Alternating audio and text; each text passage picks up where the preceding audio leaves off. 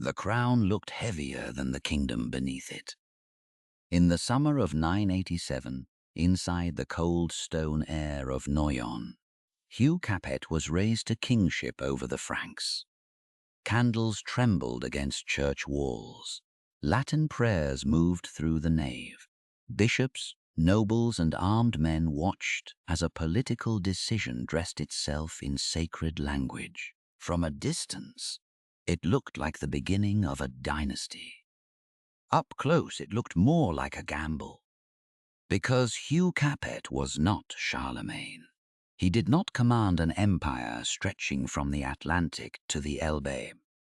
He did not inherit the vast imperial machinery that had once carried the Carolingian name across Western Europe. He did not even control most of the land that later generations would learn to call France. His real power was narrow.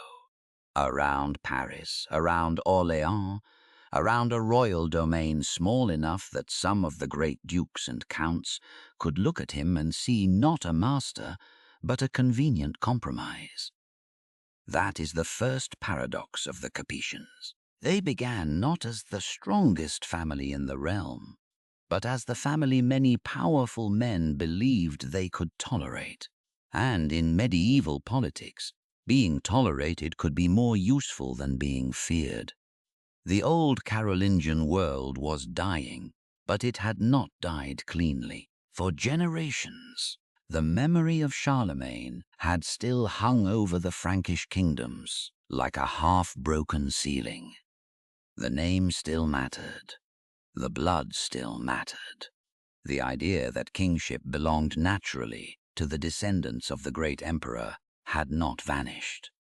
But memory is not government. By the late 10th century, West Francia was not a neat kingdom waiting for orders from a center. It was a hard, fractured landscape of counts, dukes, bishops, castellans, armed households, local courts, churchlands, river tolls, and fortified places where authority was measured less by royal theory than by who could make men obey before sunset. Then Louis V died in 987. He was the last Carolingian king of West Francia, and he left no son to inherit the throne. His death did not simply open a vacancy. It opened an argument. There was still a Carolingian claimant, Charles of Lorraine, a man with the old blood and a dangerous name. But old blood was no longer enough. Charles carried political baggage. His position in Lorraine tied him to forces many Frankish nobles did not trust. To some of the men deciding the future of the realm, he looked less like a restoration and more like a risk. So the great men looked elsewhere. They chose Hugh Capet. The official story could be wrapped in piety and necessity. A realm needed order. A throne needed a man.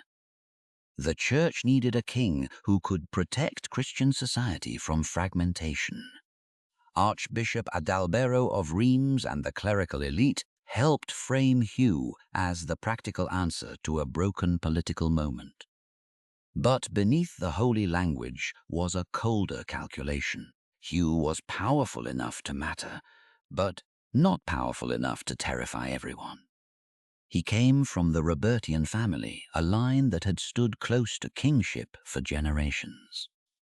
His father, Hugh the Great, had been one of the most formidable nobles in the realm, a man who could help make and unmake kings without necessarily wearing the crown himself. The Capetian claim did not appear out of nothing.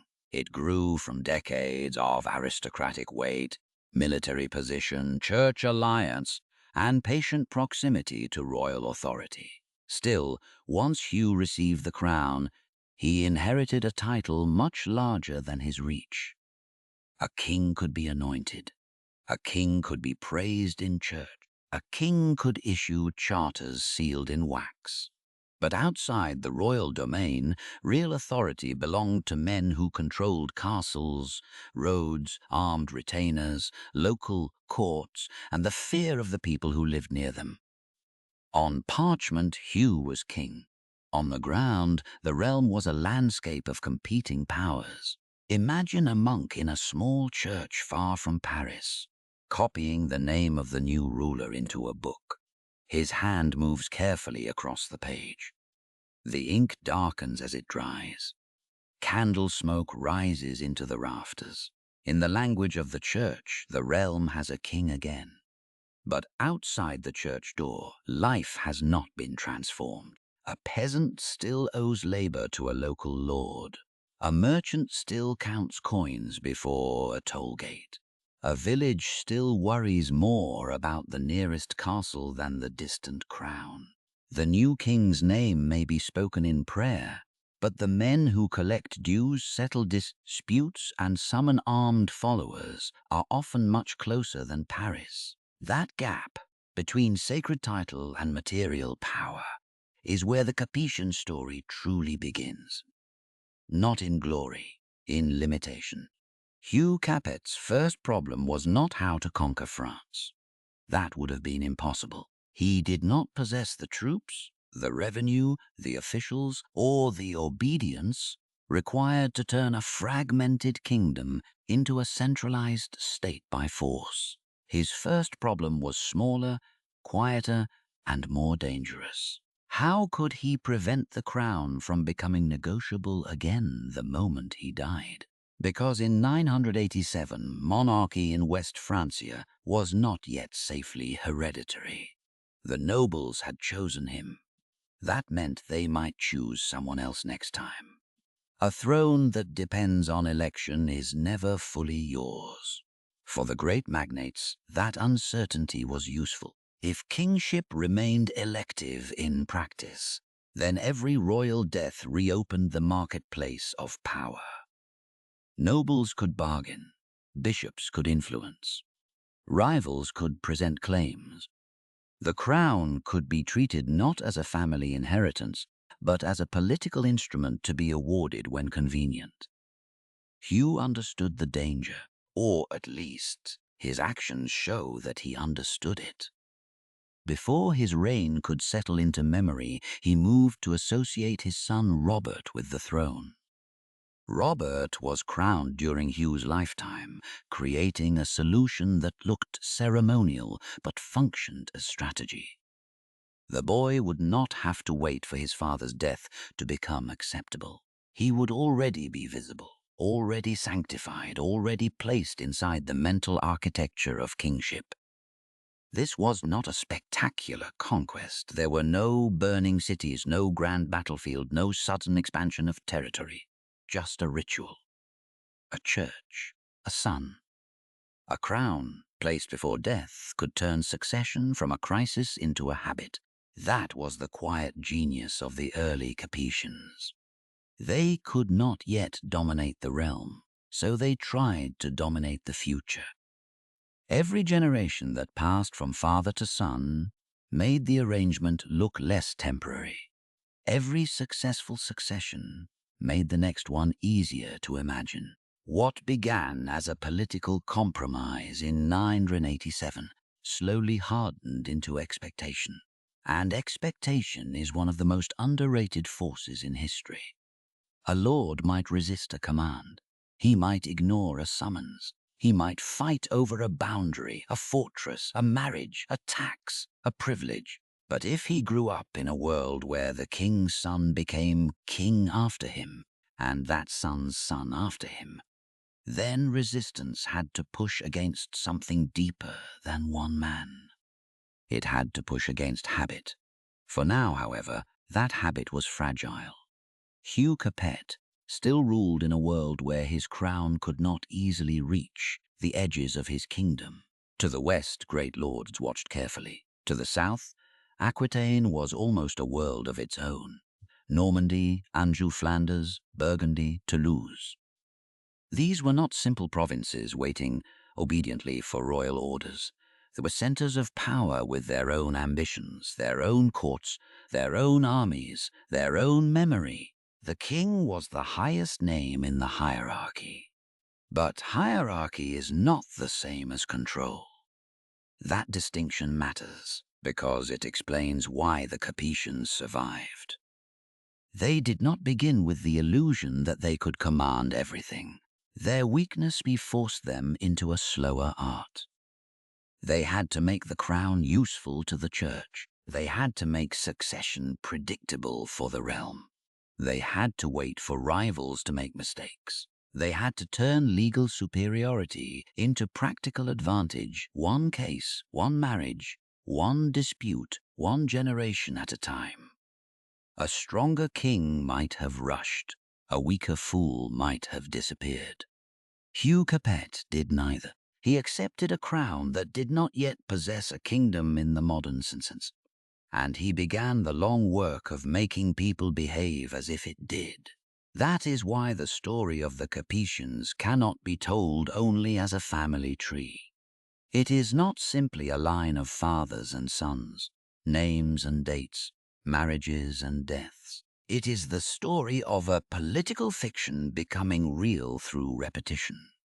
In 987, Hugh Capet's kingship was a claim.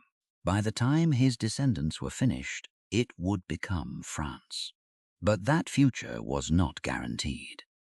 It had to survive the most dangerous moment any dynasty faces, the death of its founder. So before the Capetians could dream of Normandy, Bouvines, St. Louis, or the cold legal machinery of Philip the Fair, they had to solve one intimate problem.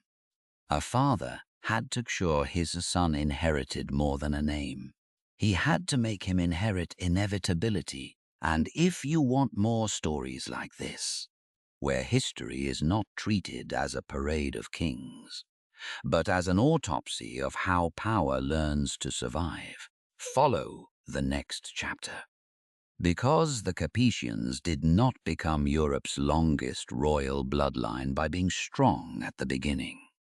They became dangerous when they learned how to survive the beginning. In the next chapter, we go back before Hugh Capet, into the broken world of the Carolingians, the warlords, the bishops, the toll gates, and the kingdom that had almost forgotten how to obey. Before Hugh Capet could inherit a crown, the kingdom had to forget what a crown was supposed to mean. That forgetting did not happen in one dramatic night. No single battle shattered West Francia. No one stood in a palace corridor and announced that royal authority was over.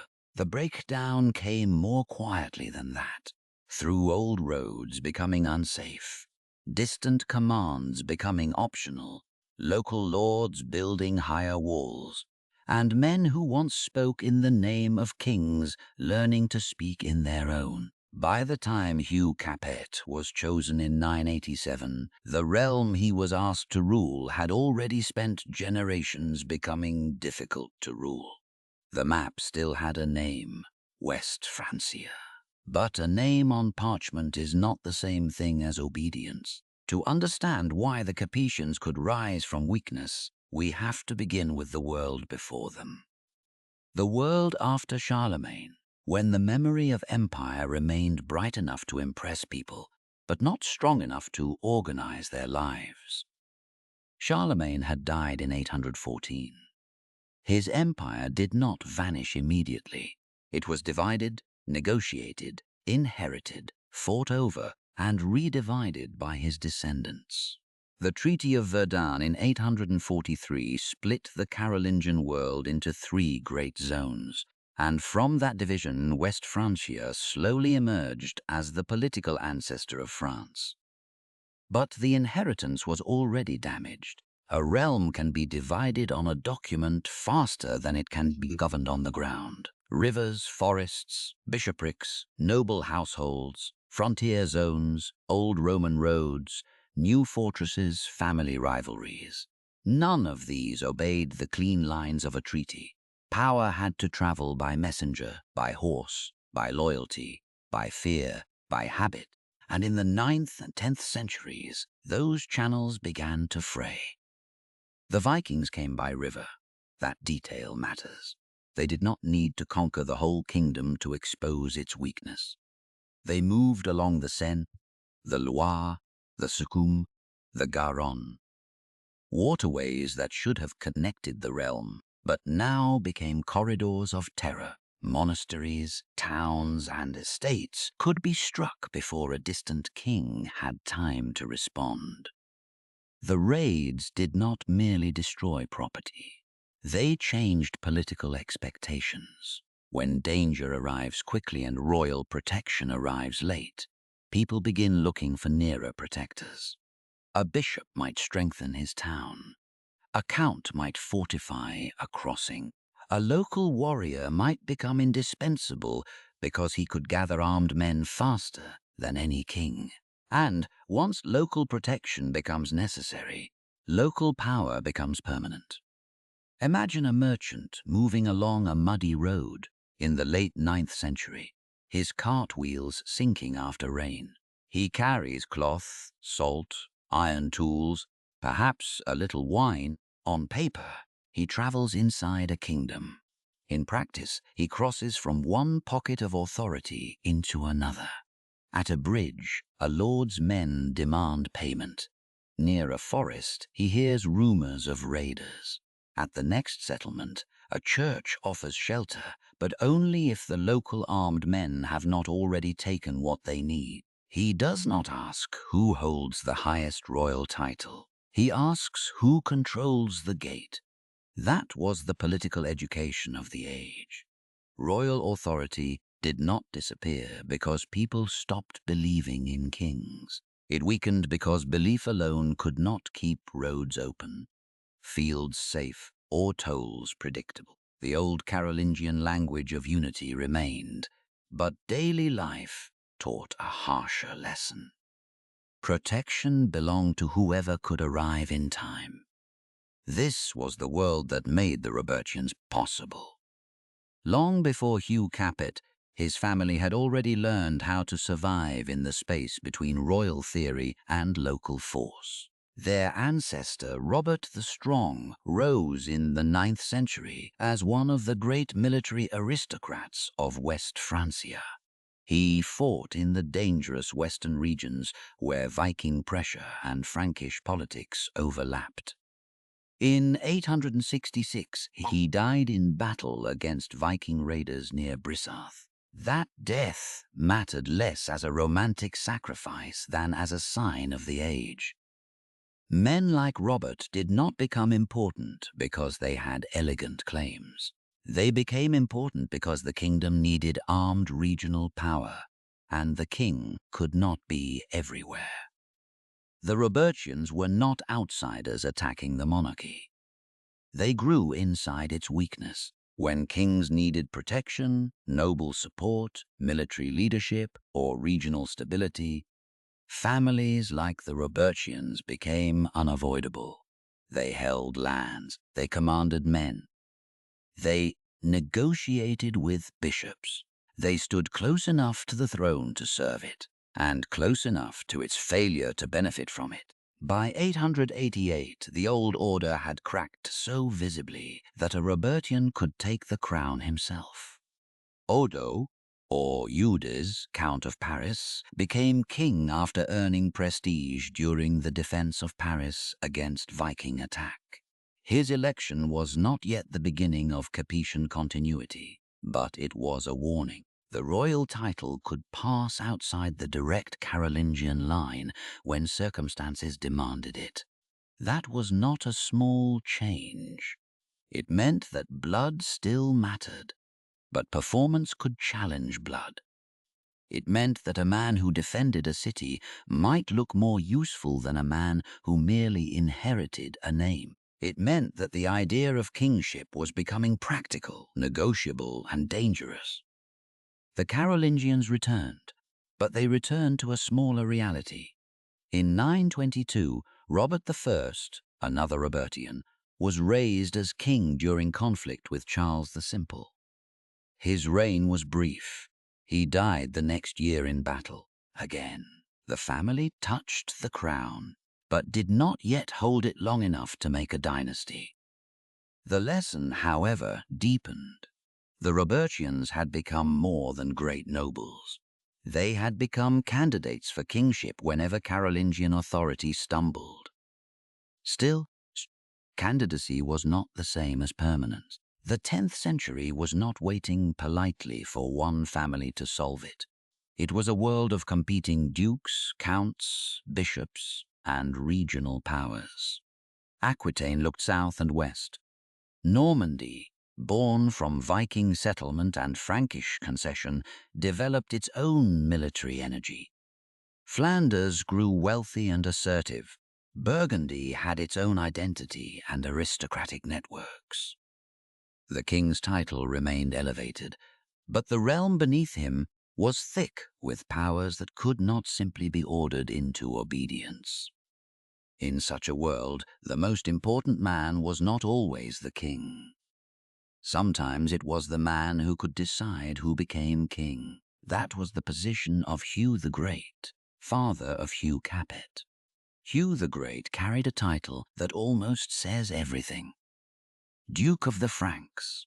He stood at the center of aristocratic politics, rich in land, prestige, and connections. He could have pressed for the crown more directly, but his power often operated through influence rather than coronation. He supported the restoration of the Carolingian Louis IV in 936, helping bring a king back from exile. At first glance, that might look like loyalty to the old line. The truth was less simple. By restoring a Carolingian, Hugh the Great helped preserve the sacred prestige of monarchy, while also demonstrating that monarchy needed men like him to function. He was not merely serving the crown.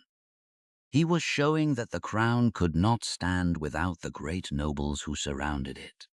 That is a subtler form of power. A king has a throne. A kingmaker has leverage. Hugh the Great's political position taught his family one of the deepest lessons of the century. Do not destroy legitimacy if you can learn to control access to it. A crown that still carries sacred memory is useful. A broken monarchy can be exploited. But a monarchy stripped of all meaning may not be worth inheriting. So the Robertians did not simply replace the Carolingians at once. They waited near the institution. They benefited from its weakness. They married, negotiated, fought, patronized churches, accumulated prestige, and became so deeply embedded in the political life of West Francia that by the time the last Carolingian king died without a son, their claim no longer looked like a revolution. It looked like the least dangerous solution. That is why the Capetian beginning was so unusual. They did not rise from nowhere. They rose from a century of rehearsal. The crown had already been handled by their relatives. The great nobles had already learned to imagine alternatives to Carolingian blood. The church had already learned that sacred kingship might need a practical guardian. Regional society had already learned that survival often depended on local force more than distant command. By 987, Hugh Capet did not need to prove that a non-Carolingian could be king. History had already tested that possibility. He needed to make it last. But the kingdom he inherited was still full of men who had profited from royal weakness. For them, a weak king was not a crisis. It was a system. A duke could enjoy the prestige of belonging to a Christian realm without surrendering his autonomy. A count could invoke royal legitimacy when useful and ignore royal pressure when inconvenient. A bishop could cooperate with kings while maintaining local networks of land, law, and patronage. The monarchy survived because everyone still needed it for something. But it remained weak because almost no one wanted it to become too strong. This tension shaped everything the early Capetians would do. If they moved too fast, the great lords could unite against them. If they moved too slowly, the crown could sink into irrelevance. If they leaned too heavily on military force, they would expose their lack of resources. If they leaned only on ritual, they would remain sacred but powerless. Their path had to be narrower. They had to make royal authority useful before they made it commanding. They had to turn the king into the man who confirmed rights, settled disputes, protected churches, punished disorder, and stood above quarrels without always having the strength to end them immediately. That was not weakness alone.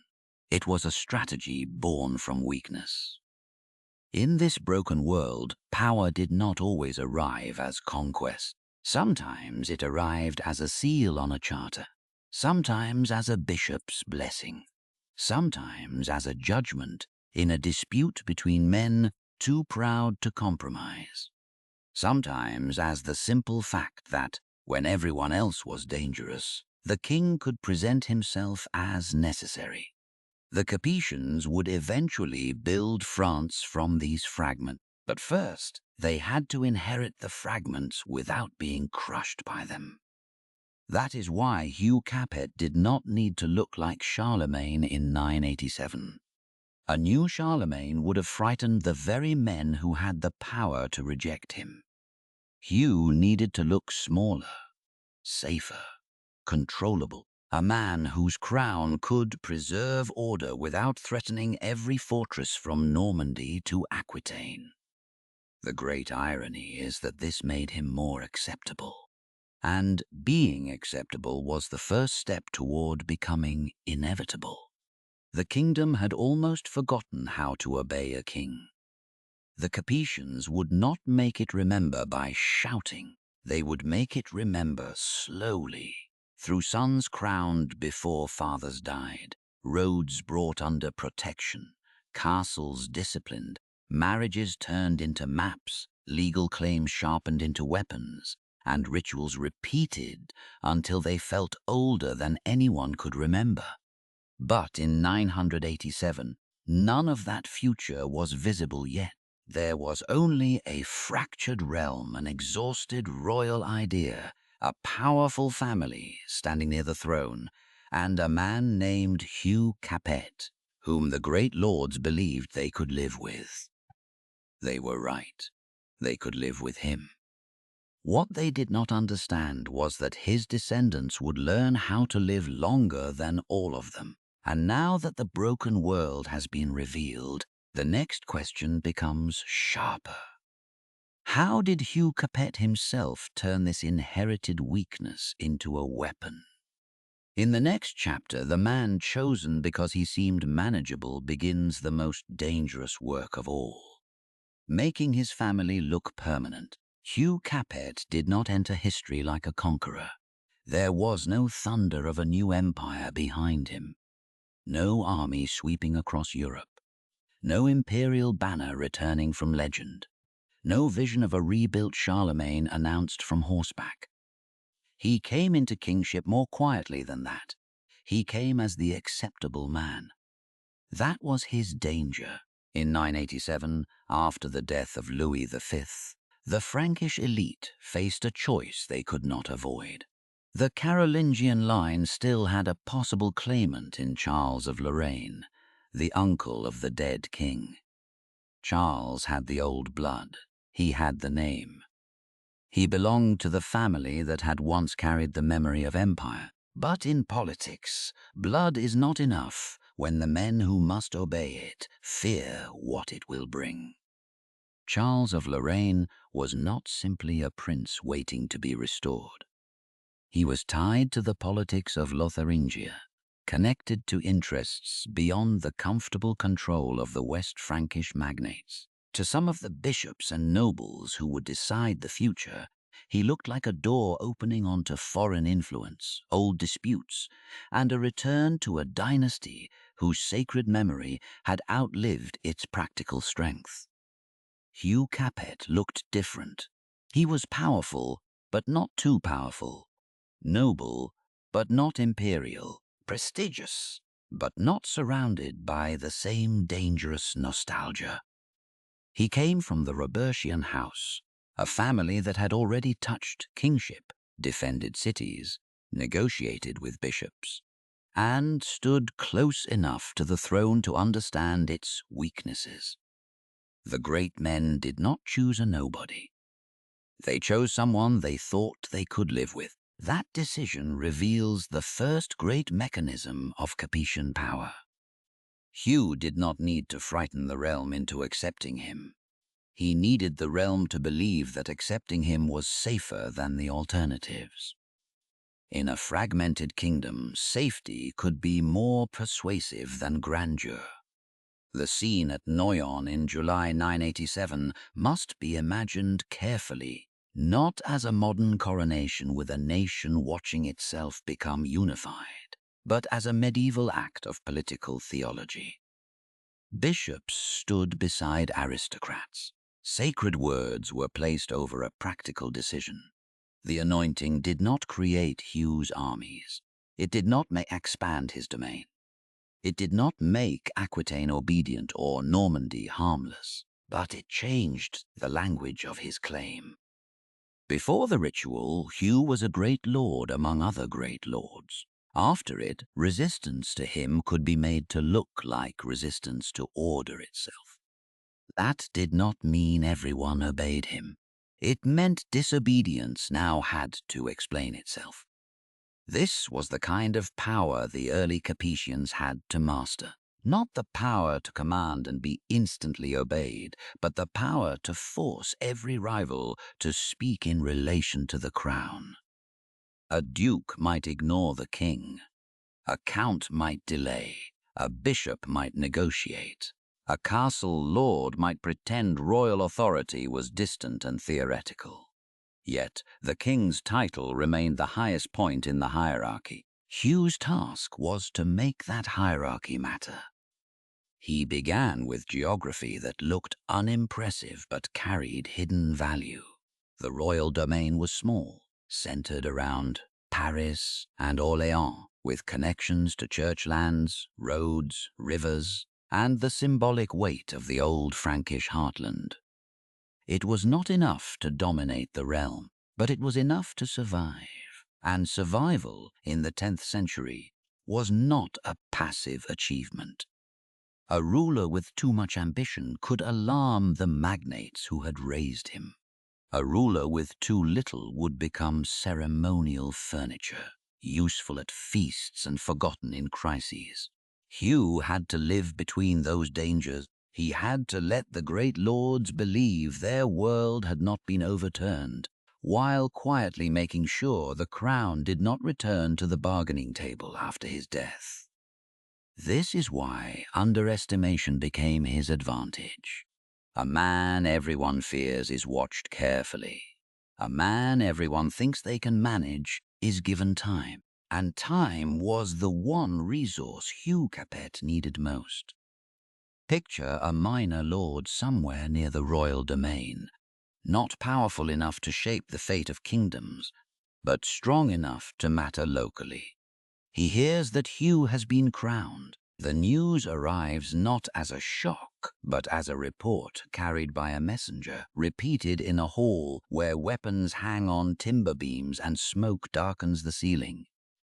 The Lord does not immediately lower his walls. He does not hand over his rights. He does not suddenly become a servant of Paris. He listens. He measures. He asks what the new king can actually do. He asks whether neighboring lords accept him, whether the bishops support him, whether old Carolingian loyalists will rise, whether the royal men will demand more than the last king demanded. For that lord, Hugh Capet is not yet destiny. He is a question. The genius of Hugh's reign was to keep that question from turning against him. The most visible danger came from Charles of Lorraine.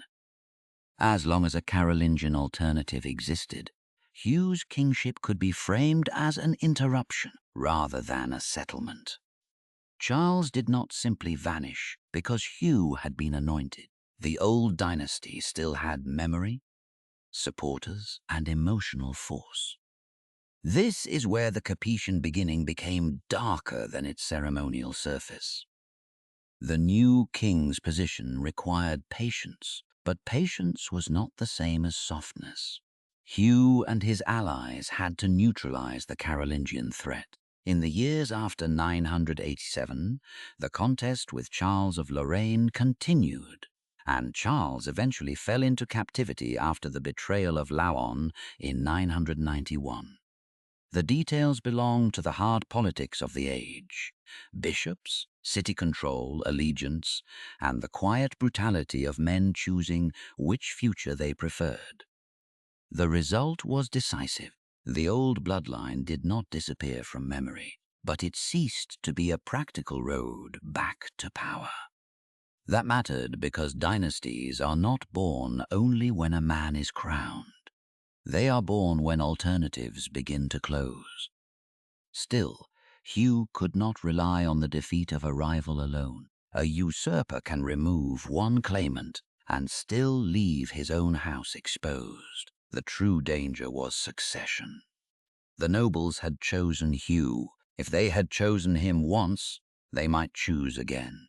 So Hugh did something that looked almost modest.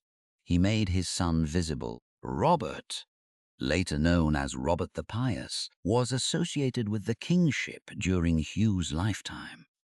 The act was dressed in sacred and political necessity, but its dynastic meaning was unmistakable. The Capetian project could not wait for Hugh's death. It had to begin before death arrived. A father was not merely raising a son, he was narrowing the future. In a small chamber where charters were prepared, where wax seals cooled and clerks bent over parchment, the transformation would not have looked dramatic. No one watching the ink dry could see 8 centuries of dynastic endurance hiding in the formulae. A name, a title, a witness list, a seal pressed into wax. But political reality often begins in such materials. The battlefield decides what men can take. The document decides what their children can claim. By associating Robert with the throne, Hugh began turning a dangerous election into a family expectation. He did not abolish aristocratic consent overnight. He could not, but he weakened the habit of choosing anew. He made the next king appear before the current king vanished. This was a subtle theft, not of land, of opportunity. Every time a king died without an accepted heir, the magnates gained a moment of leverage. They could negotiate privileges, support rivals, demand concessions, or reopen the whole question of legitimacy. Hugh's strategy reduced that moment. It did not eliminate politics, but it changed its timing. By the time death came, the answer had already been rehearsed. That is why the early Capetians must not be dismissed as weak kings who merely got lucky. Luck mattered. Biology mattered. The repeated survival of male heirs mattered enormously. But luck becomes historical power only when institutions learn how to use it. The Capetians used sons as political architecture. Each generation became a bridge placed before the old one collapsed. Hugh himself remained limited. He did not transform the realm in his lifetime. He did not crush the dukes. He did not make the great southern lands obedient. He did not build the full administrative monarchy that later kings would use. His reign was short, from 987 to 996, and much of what would make the Capetians formidable came after him. But founders are not always the men who complete the structure. Sometimes they are the men who choose the foundation carefully enough that others can build on it. Hugh Capet's foundation was not conquest. It was continuity. That is easy to underestimate, because continuity does not look spectacular. It does not burn like a siege. It does not ring like a battlefield victory. It does not produce the kind of scene chroniclers love to sharpen into legend. But for a dynasty, continuity is the first weapon. Without it, every achievement becomes temporary. With it, even weakness can accumulate. In the years after Hugh, the Capetian monarchy would still be mocked by its own limits. Lords would still rebel, roads would still be unsafe, castles would still interrupt royal ambition. Great vassals would still possess lands richer and wider than the king's own domain. But something had changed. The crown had crossed from one Capetian head to another. That passage mattered more than it seemed. Because once a thing happens twice, men begin to prepare for it to happen a third time. And once they prepare for it, they help create it. This is how the underestimated king became dangerous, not by proving everyone wrong in a single dazzling act, but by surviving long enough for his family's rule to become part of the political weather. Hugh's enemies could see his limits. They could measure his domain. They could test his reach. What they could not yet see was the future being built inside repetition. They saw a small crown. They missed the habit forming around it. And that habit would become the Capetians' first true fortress. Hugh Capet's greatest conquest was not Normandy. It was not Aquitaine. It was not Flanders, Toulouse, or the lands that later kings would fight to absorb. His greatest conquest was tomorrow. But tomorrow had to be staged. It had to be blessed. It had to be repeated in public until election began to fade behind inheritance. In the next chapter, the Capetians turn that strategy into ritual.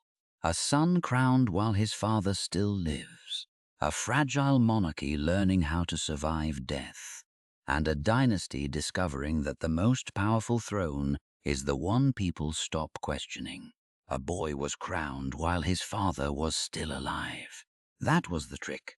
Not a battlefield, not a siege, not a city burned into submission, just a child, a church, a ritual, and a political class being asked to accept tomorrow before today had ended. In late 987, only months after Hugh Capet had been raised to kingship, his son Robert was consecrated and associated with the throne. Later generations would know him as Robert II, Robert the Pious. But in that moment he was something more fragile and more useful than a future king. He was an answer prepared in advance. That mattered because the Capetian crown had been born from election. The great nobles and bishops had chosen Hugh after the death of Louis V. They had rejected the Carolingian claimant Charles of Lorraine and accepted a Robertian instead. But what men choose once, they may choose again. Hugh's greatest danger was not that he would lose the crown during his life. It was that his family might lose it at his death. Death was the weak point of medieval kingship. A living king could negotiate, threaten, reward, persuade, or delay. A dead king could do none of those things. The moment between one ruler and the next was when old grievances returned. Ambitious men counted their options. Bishops measured candidates, and powerful nobles remembered that crowns could be discussed. For a dynasty, the problem was simple. How do you stop everyone from talking? Hugh's answer was to make the conversation happen before it could become dangerous. By having Robert crowned during his own lifetime, he did not abolish aristocratic consent. That would have been impossible. The early Capetians were not strong enough to command the great magnates as servants. But Hugh changed the timing of consent. Instead of leaving the realm to decide after his death, he pressed it to acknowledge Robert while Hugh still lived, while his alliances still existed, while the church could frame the decision as order rather than ambition. The result was subtle but profound. When Hugh died in 996, Robert did not appear as a new candidate. He appeared as the continuation of a decision already made. That is how election began to turn into inheritance. Not by argument alone, but by ceremony repeated until resistance became harder to explain. Picture the preparations before Robert's consecration. A church interior in winter light. Stone holding the coal, clergy moving quietly around the altar, arranging vestments, vessels, candles, scripture, oil, the smell of wax and incense. The low sound of Latin phrases rehearsed by men who understood that the ritual before them was not merely spiritual. A boy would be blessed, a son would be displayed, a dynasty would be smuggled into the future under the cover of sacred order. No one needed to say it that way. They would have spoken of stability, of Christian kingship, of avoiding disorder, of the need for the realm to possess a clear protector. Those reasons were not false. Medieval society feared disorder for good reasons. A contested succession could mean private war, damaged churches, broken roads, rival oaths, and lords turning uncertainty into profit. But the political meaning was still clear. Hugh Capet was asking the realm to treat his son not as one possible successor, but as the natural successor. That word natural is where dynasties hide their work. Nothing about the Capetian succession was inevitable in 987. It had to be manufactured. It had to be sanctified. It had to be shown to the men who mattered, written into documents, remembered by clerics, accepted by nobles, and then repeated by the next generation before the first generation's arrangement could be forgotten. Power often becomes strongest when it no longer looks like a decision. The early Capetians understood this before they possessed the resources of a great monarchy. They could not dominate Aquitaine. They could not simply command Normandy. They could not force every count and duke to behave like royal officials. But they could control the choreography of their own succession. And that was the beginning of everything. Robert II's reign, from 996 to 1031, did not suddenly transform the kingdom into a centralized state. He still ruled through a narrow royal domain. His authority still depended on negotiation, church support, alliances, and the limited reach of royal presence. Powerful princes still governed large territories with practical independence. Yet, the Capetians had passed their first test. The crown had moved from father to son. A thing done once may be called an exception. A thing done twice begins to feel like a rule. Robert himself would face the same problem from the other side. How does a son who inherited through association make sure his own successor is not thrown back into election? The answer was the same pattern. Associate the heir early, stage continuity before crisis, and let sacred ritual smooth the rough edges of political ambition. The details of early Capetian succession were not always neat. Robert's eldest son, Hugh Magnus, was crowned as junior king but died before his father. Then Henry, another son, became the focus of succession and would eventually rule as Henry I. The line survived, but it survived through adjustment, pressure, and repeated management, not through some magical certainty granted by blood. That is important. Dynastic continuity looks clean only from a distance. Up close, it is full of anxious preparation. A royal family needed living sons. It needed bishops willing to consecrate them. It needed nobles unwilling or unable to stop the process. It needed enough peace at the right moment to make the ritual public. It needed memory to work in its favor. And memory was a political tool. Each time a Capetian heir was crowned during his father's lifetime, the ceremony created a precedent. Precedent became expectation. Expectation became pressure. A magnate who resisted the next succession was not merely opposing a boy. He was opposing a pattern that the realm had already seen. This is why the Capetians' weakness forced them into patience. They could not afford to treat succession as a single event. They had to turn it into a long performance. Father and son appeared together. Charters could name the heir. Churchmen could pray for him. Nobles could see him, acknowledge him, and slowly lose the ability to pretend that the next reign was an open question. The ritual did not erase politics. It trapped politics inside a narrower corridor. For the nobles, this had a hidden cost. Every smooth succession removed one of their greatest bargaining moments. When a throne is uncertain, the powerful can negotiate. When the heir is already crowned, supported by bishops, and presented as the guardian of peace, open resistance becomes riskier. Not impossible, never impossible, but harder to justify. A castle lord might still defy the king over a road. A duke might still ignore royal pressure. A count might still fight for local advantage. But the question of who should wear the crown became less available to them with every passing generation. That was the theft at the heart of Capetian continuity. The kings did not steal all noble power at once. They stole the pause after death. They stole the moment when great men could gather and ask, "Who next?" And because they stole it slowly, ceremonially, in the language of order, the theft could be mistaken for stability. For ordinary people, the difference was not always visible.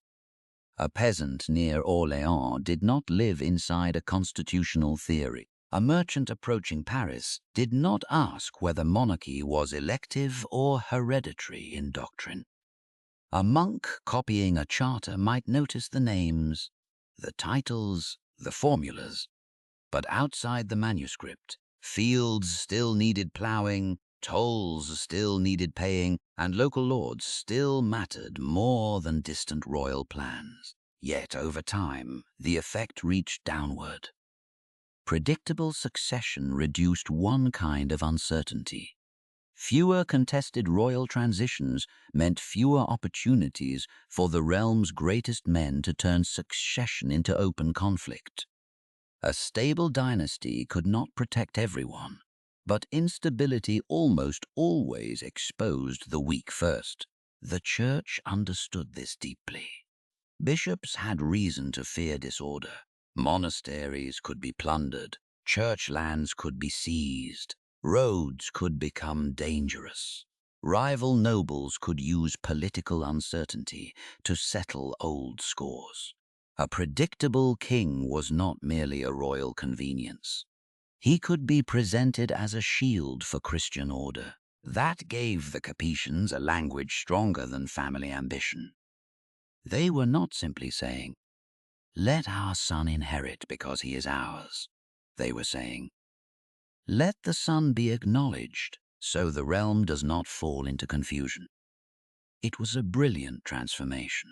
Family interest became public peace. Dynastic ambition became sacred continuity. Political self-preservation became Christian order. This did not mean the Capetians were frauds. The fear of disorder was real. The need for stability was real. The role of the church in public life was real. The danger of contested succession was real. But every real fear can be used. The Capetians used it carefully. Their early kingship was not a straight road from weakness to greatness. It was more like a narrow bridge built plank by plank over an abyss. Hugh to Robert, Robert to Henry, Henry to Philip I, Philip I to Louis VI. Each passage mattered because each one made the next passage easier to imagine. By the time later Capetians faced stronger enemies, they possessed something their founder had desperately needed. Not overwhelming force, not yet, but continuity recognized by habit. That habit would become a foundation for everything else. Without predictable succession, Louis VI could not focus on disciplining the lords near Paris. Without a recognized royal line, Philip Augustus could not turn feudal law against the Angevin kings with the same authority.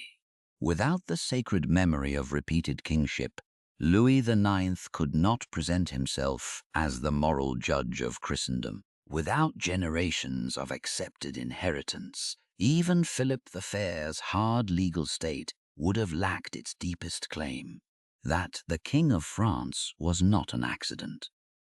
The child crowned beside his father was therefore more than a child. He was a mechanism, a living bridge between a dangerous election and a hereditary future, a warning to the magnates that the throne would not be reopened so easily, a lesson to the realm that Capetian kingship was not merely a decision made once in 987, but a rhythm the kingdom was expected to follow. Still, a dynasty cannot live by ritual alone. A crown passed safely from father to son is powerful, but it does not clear roads. It does not silence robber lords. It does not make merchants safe outside Paris. It does not force castellans to stop preying on churches and travelers. It does not turn a small royal domain into a governable center. The Capetians had learned how to survive death. Now they had to learn how to survive their neighbors.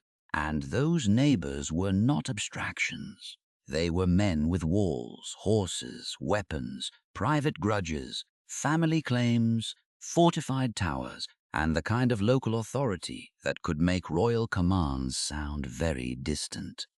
Once the Capetians made succession less fragile, the next battlefield was not a distant frontier. It was the road outside Paris. In the next chapter, the crown leaves the ritual space and enters the mud. Among lords, castles, toll gates, frightened merchants, and the brutal little wars that would teach the kings of France what ruling actually cost, the road to Paris could still be stopped by a castle. That was the humiliation the early Capetians had to live with. They had learned how to survive death. They had learned how to pass the crown from father to son before the great nobles could turn succession back into a marketplace. They had made the dynasty harder to question, but a dynasty is not the same thing as a state. A king might be crowned, a son might be consecrated, a line of inheritance might be defended by bishops and repeated by clerks. Yet, outside the ritual space, a merchant could still find the royal road, interrupted by armed men, toll barriers, private grudges, and local lords who treated violence as a kind of household right. The Capetians had solved one problem. Now they had to solve the ground beneath their feet. By the early 12th century, the kings of France still ruled from a narrow base. The royal domain around Paris, Orléans, Étampes, Melun, and the surrounding lands was not worthless. It was strategically placed, rich in symbolic value, and close to churches, roads, rivers, markets, and the old heart of Frankish power. But it was also crowded by danger. Not distant danger, near danger. The kind of danger that rose from a tower visible across fields, the kind that sat beside a road and demanded payment, the kind that could make royal authority look ridiculous if the king could not protect travelers almost within sight of his own center. This was the world of Louis VI, later called Louis the Fat, who ruled from 1108 to 1137. He did not inherit a great centralized monarchy. He inherited a crown whose continuity had become more secure, but whose practical reach was still tested by men far smaller than dukes and kings. That is what made them dangerous. The great vassals, Normandy, Aquitaine, Flanders, Anjou, Burgundy, Toulouse were enormous political realities. They had to be handled with caution, but the smaller lords of the Ile-de-France created a different kind of problem. They were close enough to disrupt the king's roads, close enough to threaten churches under royal protection, close enough to embarrass the monarchy in its own neighborhood. A king who could not discipline the wolves near his door could hardly claim to be shepherd of the realm. Louis VI understood this, or perhaps the roads taught him. Medieval power was not abstract to the people who moved through it. It was felt in mud, coin, iron, and fear. A merchant leaving Paris with cloth, wine, salt, or metal goods did not experience politics as a theory of sovereignty. He experienced it when armed men stepped into the road. He experienced it when a toll was demanded twice. He experienced it when a castle lord claimed the right to seize goods, block passage, or punish a rival by making travel unsafe. Imagine a cart halted before a wooden barrier beneath a fortified hill. The horses steam in cold air. Wheels sink into wet earth. A servant reaches for a purse. Above them, men watch from stone and timber, not as royal officials, but as private power made visible. The merchant may know there is a king in Paris, but the man at the gate has the spear. That was the gap Louis VI had to close. He was not trying to create modern France in one gesture. He was doing something more immediate, making the king matter where the king was supposed to be strongest. The fight for the Ile-de-France was not glamorous, compared with crusades, imperial wars, or the later struggle against the Angevin kings. But it was foundational. Before the Capetians could absorb Normandy, they had to make the road near Paris believable. Before royal justice could become a national habit, it had to defeat local predation. Louis VI's campaigns against turbulent lords such as those of Le Puiset, Montlhéry, and other fortified centers were part of this hard schooling. These were not simply personal feuds. They were tests of what kingship meant when confronted by armed autonomy. A castle was more than a building. It was a political statement in stone. It said, "This road answers to me. This valley answers to me. These peasants, tolls, mills, forests, and disputes pass first through my hands. If the king wants obedience, let him come and prove that his crown can climb walls." Louis VI came, not always easily, not always cleanly, not with the effortless authority later royal fifthology might suggest. But he made the struggle visible. He led expeditions. He punished defiance. He supported churches and communities against violent lords. He treated local disorder not merely as private conflict, but as an offense against the king's peace.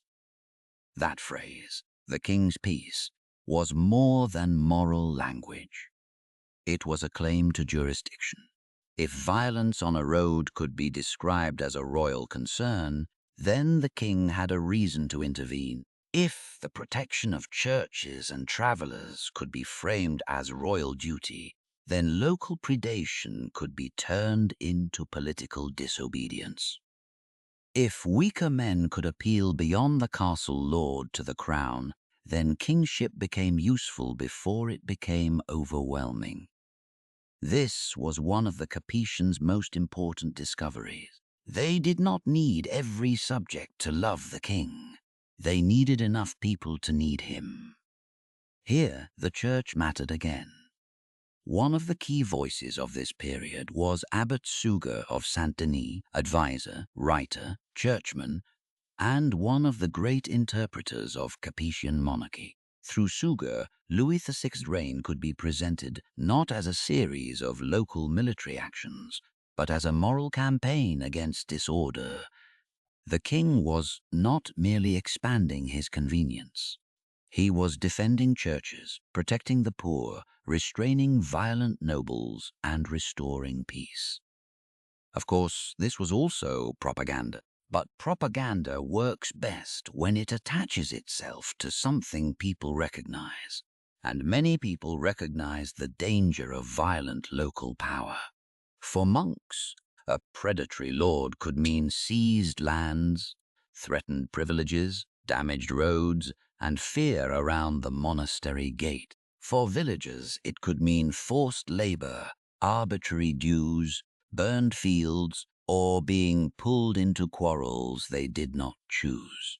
For merchants, it meant risk at every crossing. For small knights and minor landholders, it meant choosing between submission to a local strongman and appeal to a distant king.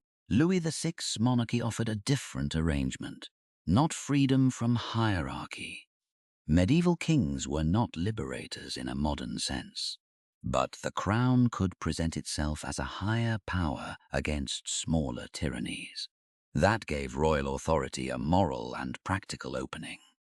The king became useful as a judge, useful as a protector, useful as a force that could make local men answer to something larger than their own tower. This is how weak monarchy grows. Not first by controlling everything, but by becoming the court of appeal against someone worse. The struggle also reshaped the royal domain itself. A domain is not simply land on a map. It is income, roads, mills, tolls, courts, rights, men, horses, harvests, storage, and access. If the king could make his own domain safer and more governable, he increased not only prestige but capacity. More reliable roads meant more movement. More secure rights meant more revenue. More disciplined castles meant fewer interruptions in authority. The crown was becoming heavier because the ground beneath it was becoming firmer. This was slow work, the kind of work that rarely appears in simple stories of kings. It lacks the clean drama of a single decisive battle. It does not offer the bright spectacle of a crusade. It is repetitive, local, muddy, and administrative before it is glorious. But for the Capetians, it was essential. Because a monarchy that cannot govern its neighborhood cannot survive greatness. Louis VI's achievement was not that he made France obedient. He did not. The great principalities remained powerful. The king still needed alliances, marriages, diplomacy, church support, and luck, but he changed the reputation of kingship in the center. He made the crown less theoretical around Paris. He taught local lords that the royal line was no longer merely ceremonial. It could arrive, it could punish, it could return. That last point mattered. A single royal expedition might be survived. A single castle might be retaken after defeat, but repeated intervention created a new expectation, just as repeated succession had done. The Capetians had used ritual to make inheritance feel natural. Now they used enforcement to make local order feel royal. Again, a lord tests the king. The king responds. A road reopens. A church remembers who defended it. A clerk writes it down. A generation later, the story becomes precedent. Through Saint-Denis, Suger helped turn that precedent into memory. The abbey itself was more than a religious house. It was becoming a symbolic center of French kingship. A place of burial, ceremony, writing, and royal imagination. In the hands of men like Suger, Capetian monarchy acquired deeper historical clothing. It could connect itself to saints, to the Frankish past, to Christian duty, to a vision of ordered rulership. Stone, parchment, and story began to work together. The king fought in the mud. The abbey gave the mud meaning. This was not accidental. Monarchy needed writers as much as soldiers. A campaign without memory dies quickly. A royal action written into moral history becomes part of the crown's identity. Louis VI could discipline a lord. Suger could help explain why that discipline belonged to the mission of kingship. For the Capetians, that combination was invaluable. Force alone would have been too weak. Ritual alone would have been too empty. Together, they began to create the first durable shape of royal power. Still, the limits remained obvious. The Capetian center might be hardening, but France was not yet a state. Beyond the royal domain, great princes still had their own courts, ambitions, alliances, and territorial logic. The King of France was becoming stronger at home, but the wider realm contained powers that could dwarf him.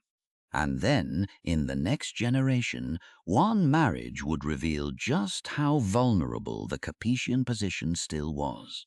Louis VI had strengthened the roads near Paris. He had made royal authority more practical in the Île-de-France.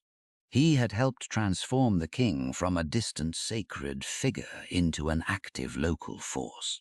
But his son, Louis VII, would enter a marriage that seemed like a miracle for Capetian power, and would become one of the most dangerous reversals in medieval French history. Aquitaine was not a road outside Paris. It was a world, and Eleanor of Aquitaine carried that world with her. In the next chapter, the Capetians discover that a dynasty can build power for generations, only to see a marriage contract redraw the map against them. A marriage contract can be more dangerous than an army. The Capetians had spent generations learning how to survive. They had made succession more predictable. They had strengthened the royal domain. Under Louis VI, the crown had begun to discipline the lords and castles that crowded the roads around Paris. The monarchy was still limited, but it no longer looked merely ceremonial. Then Aquitaine entered the story, not as a battlefield, as a bride. Eleanor of Aquitaine was not simply a young woman brought into the royal household. She carried with her one of the greatest territorial inheritances in Western Europe. Aquitaine was vast, rich, culturally distinct, and politically difficult. It stretched across a world of courts, poets, towns, vineyards, roads, river valleys, noble families, and local customs that did not easily bend toward Paris. For the Capetians, the marriage looked like a miracle. In 1137, Eleanor married Louis, the son of Louis VI. Soon after, Louis VI died, and the young husband became Louis VII of France. On paper, the union seemed to place the enormous duchy of Aquitaine inside the orbit of the French crown. For a dynasty whose early kings had struggled to control even the lands near Paris, this looked like the kind of territorial leap no war could have safely delivered. The small crown had married a world. But medieval marriage did not work like a simple transfer of land into a modern state. Eleanor remained duchess in her own right. Aquitaine had its own aristocracy, its own traditions, its own political temperature. The men who held power there did not automatically become obedient instruments of Capetian rule because their duchess had married the king. A marriage could connect territories. It could not instantly fuse them. That was the hidden weakness inside the miracle. Louis VII was not his father. He had been shaped by a more clerical education, and medieval writers often presented him as pious, serious, cautious, and morally intense.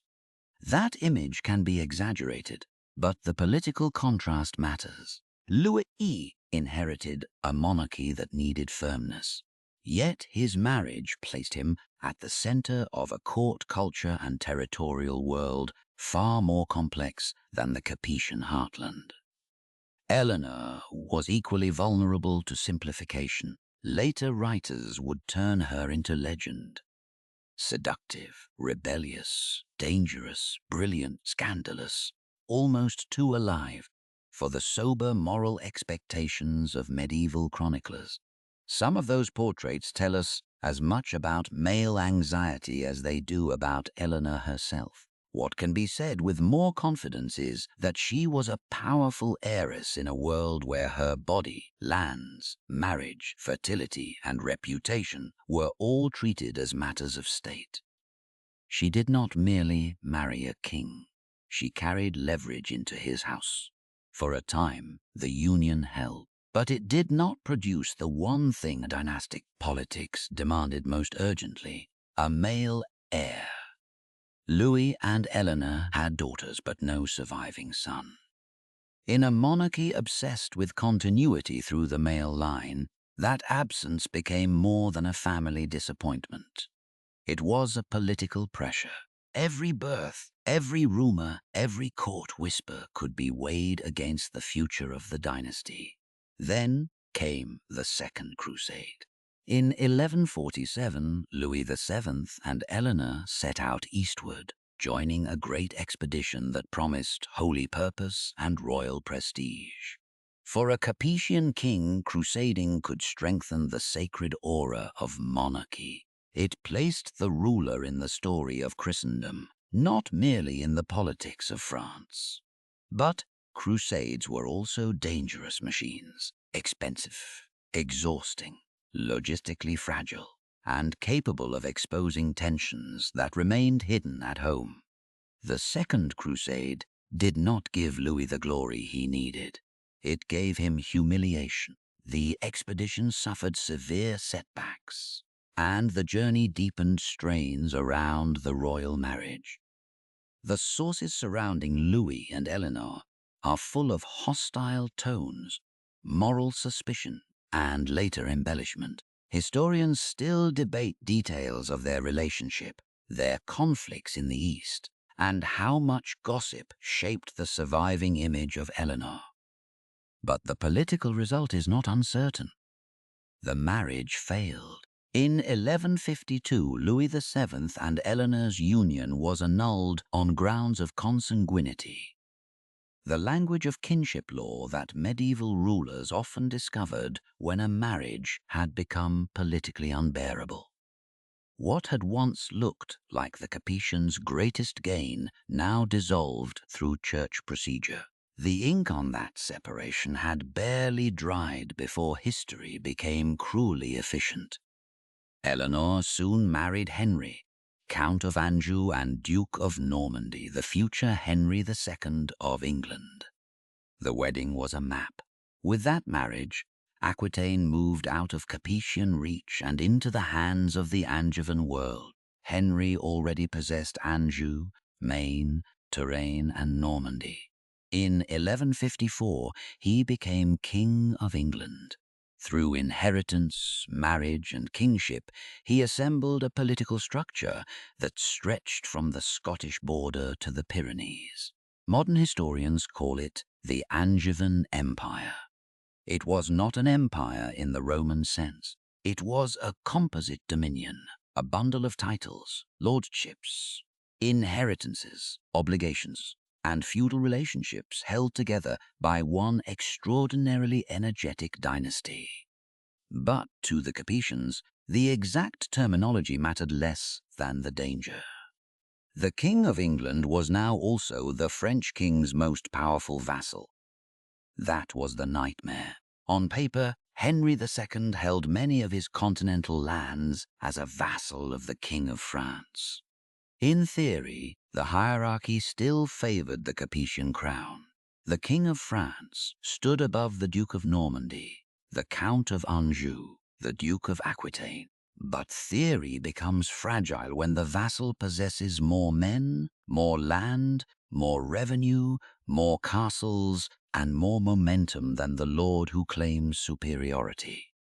What happens when your vassal owns more of your kingdom than you do?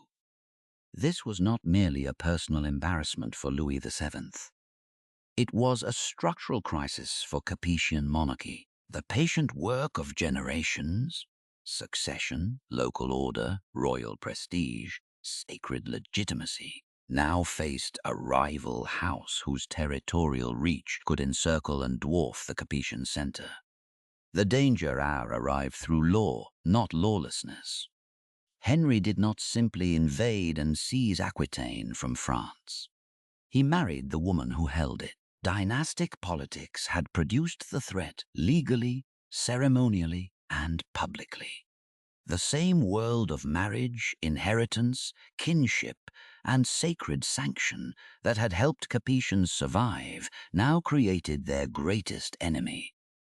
For local people in Aquitaine, the shift might have appeared first in documents and obligations. Imagine a clerk in a ducal household copying a charter after Eleanor's remarriage. The parchment lies flat beneath his hand. The names have changed. The formulas remain formal and controlled. Wax waits to receive a seal. Outside, vineyards still need pruning. Markets still open. Local lords still defend privileges. Peasants still owe dues to familiar masters. But the political horizon has moved.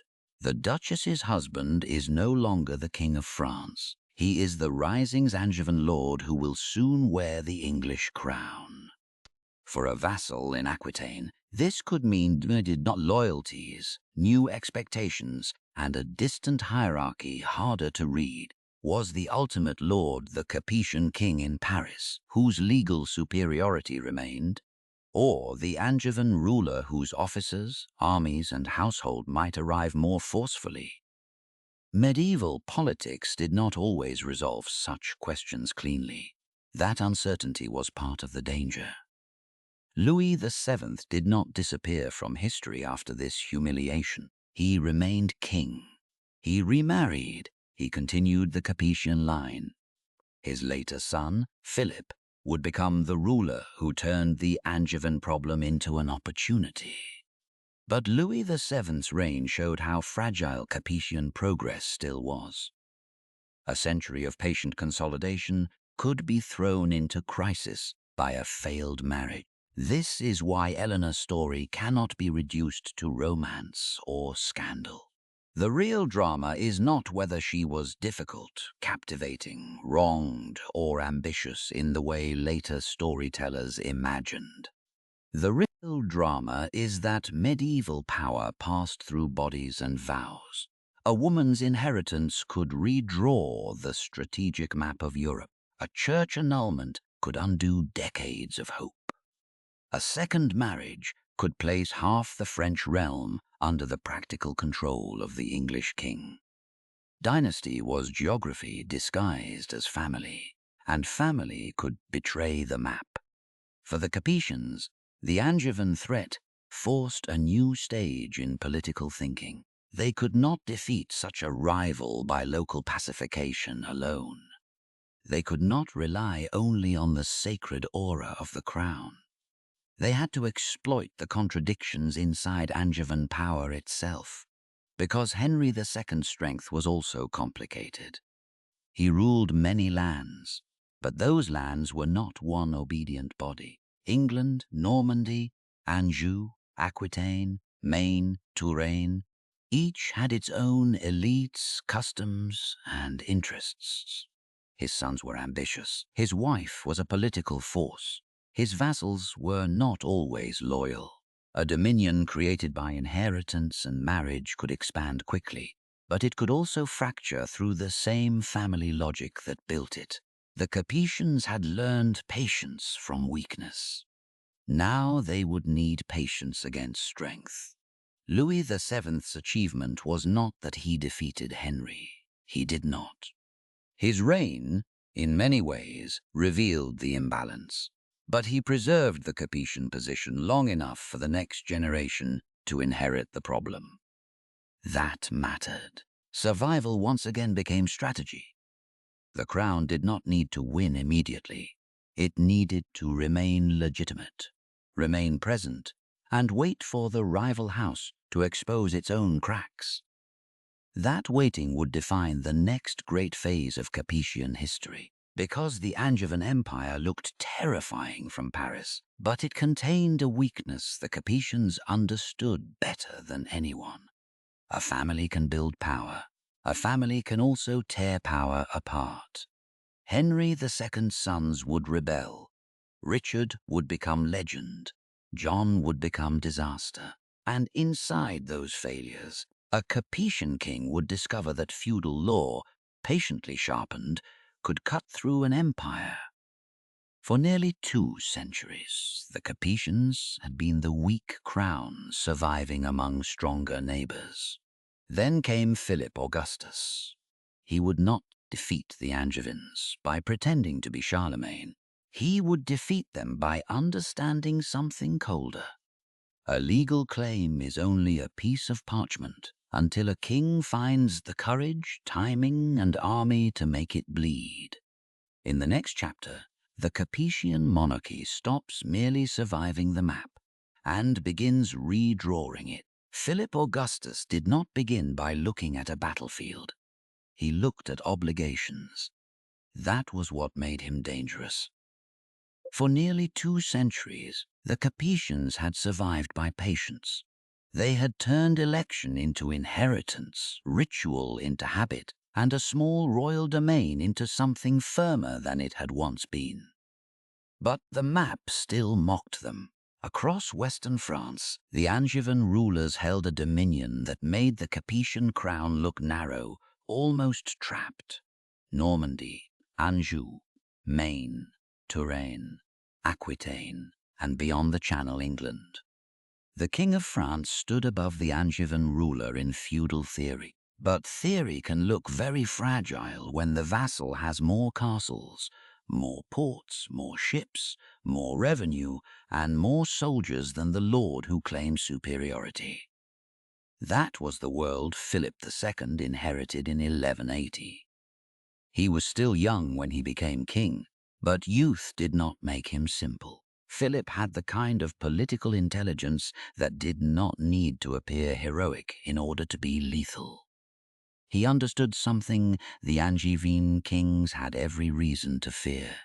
The French crown did not yet have to overpower them everywhere. It only had to make their power legally vulnerable, then strike where law and opportunity met. This is why Philip Augustus belongs at the turning point of the Capetian story.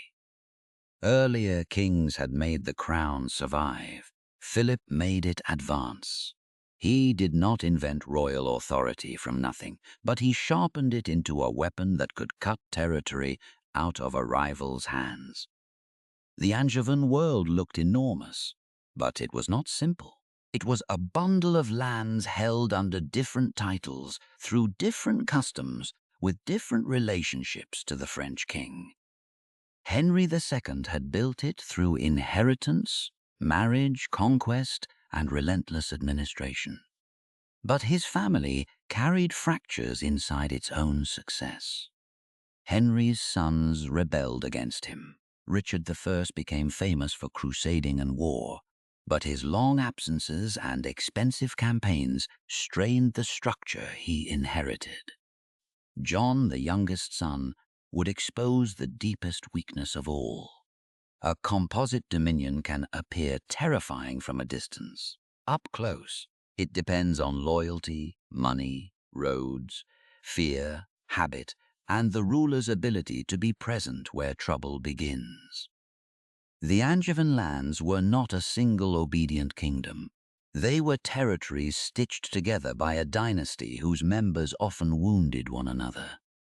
Philip knew how to wait for the stitching to tear. His early relationship with the Angevin house was shaped by rivalry, diplomacy, manipulation, and opportunism. He dealt with Henry II. He maneuvered around Richard. He used alliances, claims, ceremonies, feudal obligations, and family tensions. He was not always stronger. Often he was not, but he was persistent. And persistence becomes deadly when attached to a legal theory. The most important idea was suzerainty. The French king, as overlord, could judge the conduct of his vassals. The Angevin ruler might be King of England, but in Normandy, Anjou, Maine, Touraine, and Aquitaine, he held lands that were, in principle, connected to the French crown by feudal obligation. That principle had existed before Philip. The difference was that Philip intended to make it matter. When John became King of England in 1199, after Richard's death, he inherited not only lands but suspicion. His nephew, Arthur of Brittany, had a claim that some nobles found attractive. The succession itself revealed the instability inside Angevin power. In western France, several elites had reasons to test John's authority, and Philip saw his opening. Then came the affair of Arthur. The details of Arthur's death remain surrounded by uncertainty and later accusation. But his disappearance after falling into John's hands was politically disastrous. John's reputation suffered. His vassals doubted him. His enemies had a moral and legal argument they could use. Philip did not need to prove every private detail in a modern courtroom. He needed John to look like a vassal who had failed the obligations expected of him. John was summoned to answer before Philip's court. When he did not submit in the necessary way, Philip used feudal procedure to declare his lands forfeit. On paper, this was judgment. In practice, it was war prepared by law. That is the genius and the danger of Philip Augustus. He made conquest look like enforcement. A royal clerk might have seen the mechanism before a soldier did. Imagine a table inside a cold chamber, lit by candles and crowded with documents. Parchment lies under hand trained to write formulae of authority. Names are copied carefully. Titles are weighed. A seal waits to be pressed. The language is formal, almost bloodless. But outside that room, castles will be besieged. Men will die under walls. Towns will change masters. A legal sentence will become a military campaign. This was not paperwork instead of violence. It was paperwork that told violence where to go. The key target was Normandy.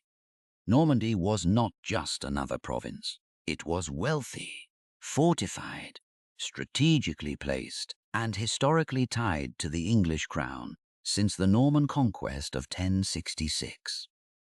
Its ports connected the Channel world. Its aristocracy linked England and the continent. Its loss would not be a border adjustment. It would be a rupture in the Angevin system. John had inherited a hard position, but he made it worse. He struggled to hold the loyalty of his continental vassals. His political judgment failed him at critical moments. Philip pressed forward with the patience of a man who understood that a castle falls more easily when the ruler behind it has lost trust. The great symbol of the Norman campaign was Chateau Gaillard. Built by Richard I above the Seine, the fortress had been designed to guard the route toward Rouen and to project Angevin power into the landscape. It was stone confidence, a warning made architectural. Richard had meant it to stand like a lock on the river road. But Richard was dead. John was not Richard, and stone cannot compensate forever for political failure. Philip's forces besieged Chateau Gaillard, and in 1204 the fortress fell. Soon after, Rouen submitted. Normandy passed into Capetian hands. The scale of that victory is hard to overstate. For generations, the French crown had looked like the smaller power inside its own kingdom. Now, the king had taken one of the richest and most symbolically important territories from the King of England. The Angevin Empire was not destroyed in a single instant, but its continental body had been cut open. Normandy's fall changed everything. It gave the Capetian monarchy land, revenue, prestige, and strategic depth. It weakened the English crown's continental reach. It showed other lords that Philip's legal claims were not empty threats. It made the French king appear not merely sacred, not merely hereditary, not merely local, but effective. Effectiveness is its own kind of legitimacy. For the people inside Normandy, the change was not experienced as a clean line in a history book. Imagine a town clerk in Rouen or a smaller Norman settlement facing a new seal, a new set of expectations, a new address of power. The walls are the same. The market still opens. The church bells still sound. Fishermen still look toward the channel, but the lordship above them has shifted. A charter once confirmed under Angevin authority must now be recognized under Capetian rule. Officials arrive. Oaths are adjusted. Accounts are rewritten. The ordinary work of life continues, but the political roof overhead has changed. This is how conquest becomes administration. Philip did not merely win territory. He had to absorb it. That required more than courage. It required officials, records, courts, taxation, loyal agents, and the ability to make new subjects believe that Capetian rule could function better than the old order, or at least function firmly enough to be unavoidable. Here, the monarchy began to grow into a different kind of organism. The royal domain expanded dramatically under Philip, and expansion forced the crown to develop tools equal to its new size. Bailiffs and seneschals, royal officers charged with administration, justice, and revenue, became increasingly important. Written records mattered more. The king's court mattered more. The crown needed men who could move through the realm not as great feudal princes, but as servants of royal authority. This was a profound shift. Earlier Capetian power had depended heavily on personal presence, sacred prestige, and dynastic continuity. Philip added something colder and more durable: administrative reach. A king cannot be everywhere. A document can travel, an officer can collect, a court can summon. A seal can make the king's absence feel present. That was the beginning of a larger French monarchy. Not modern, not centralized in the later absolutist sense, but far more capable than the fragile kingship Hugh Capet had accepted in 987. And yet, success carried a hidden cost. A larger domain required more management. More management required more officials. More officials required more revenue. They became strong enough to need bureaucracy. Philip's achievement was not only territorial, it was psychological. After Normandy, the great lords could no longer treat the Capetian king as merely the small ruler of Paris and Orléans with a sacred title attached. He had proven that the crown could wait, judge, strike, absorb, and remember. The Angevin kings had once seemed to surround him. Now one of their greatest continental pillars belonged to him. But Philip's power was not yet unchallengeable. John did not accept permanent humiliation in silence. The loss of Normandy created a hunger for reversal. Across Europe, alliances could form around fear of Capetian growth. The more successful Philip became, the more other powers had reason to stop him. This is another law of political expansion. Victory attracts enemies who did not fear you yesterday. By taking Normandy, Philip did not end the Angevin threat. He transformed it. The conflict widened. The King of England, the Emperor Otto IV, the Count of Flanders, and other forces would eventually converge in an attempt to break the rising Capetian power. The legal victory would have to survive military judgment. That is why the story cannot stop in 1204. Normandy proved that feudal law could become conquest. Royal officers proved that conquest could become administration. But there remained a final question. Could this new Capetian power survive when its enemies gathered not in court, but on the field? In 1214, near a place called Bouvines, the answer would be written in mud, steel, panic, and bells. The paperwork was about to meet an army, and if Philip lost there everything he had built, Normandy, prestige, royal confidence, the image of Capetian inevitability could begin to unravel. In the next chapter, the weak crown finally bleeds in public, and a battlefield turns a dynasty's legal success into a memory France would never forget. The field was not supposed to decide the future of France. At first, it looked like another battlefield in a violent century. Mud, horses, banners, sweat under armor, men trying to see through dust and fear. A narrow crossing near Bouvines, a Sunday in July. The kind of place where a rider could misjudge the ground, where a banner could disappear behind bodies, where the fate of kings might turn on whether men held their nerve long enough to hear the next command. But on the 27th July 1214, Bouvines became more than a battle. It became a memory the Capetians could use. Philip Augustus had already changed the balance of power. Normandy had fallen in 1204. The Angevin world had been wounded. Royal officers were expanding the reach of the crown. Charters, courts, bailiffs, and seals were beginning to make Capetian authority feel less like an old sacred title and more like a working system. But systems still need moments when people can see them win. For years, Philip's enemies had reason to fear him. King John of England wanted to reverse the humiliation of losing Normandy. Otto IV, the Holy Roman Emperor, had his own rivalry with the French king and his allies. Ferrand of Flanders and Renaud of Boulogne had reasons to resist Capetian pressure. Together, these interests formed a coalition whose purpose was simple enough: break Philip's momentum before the French crown became too strong to contain.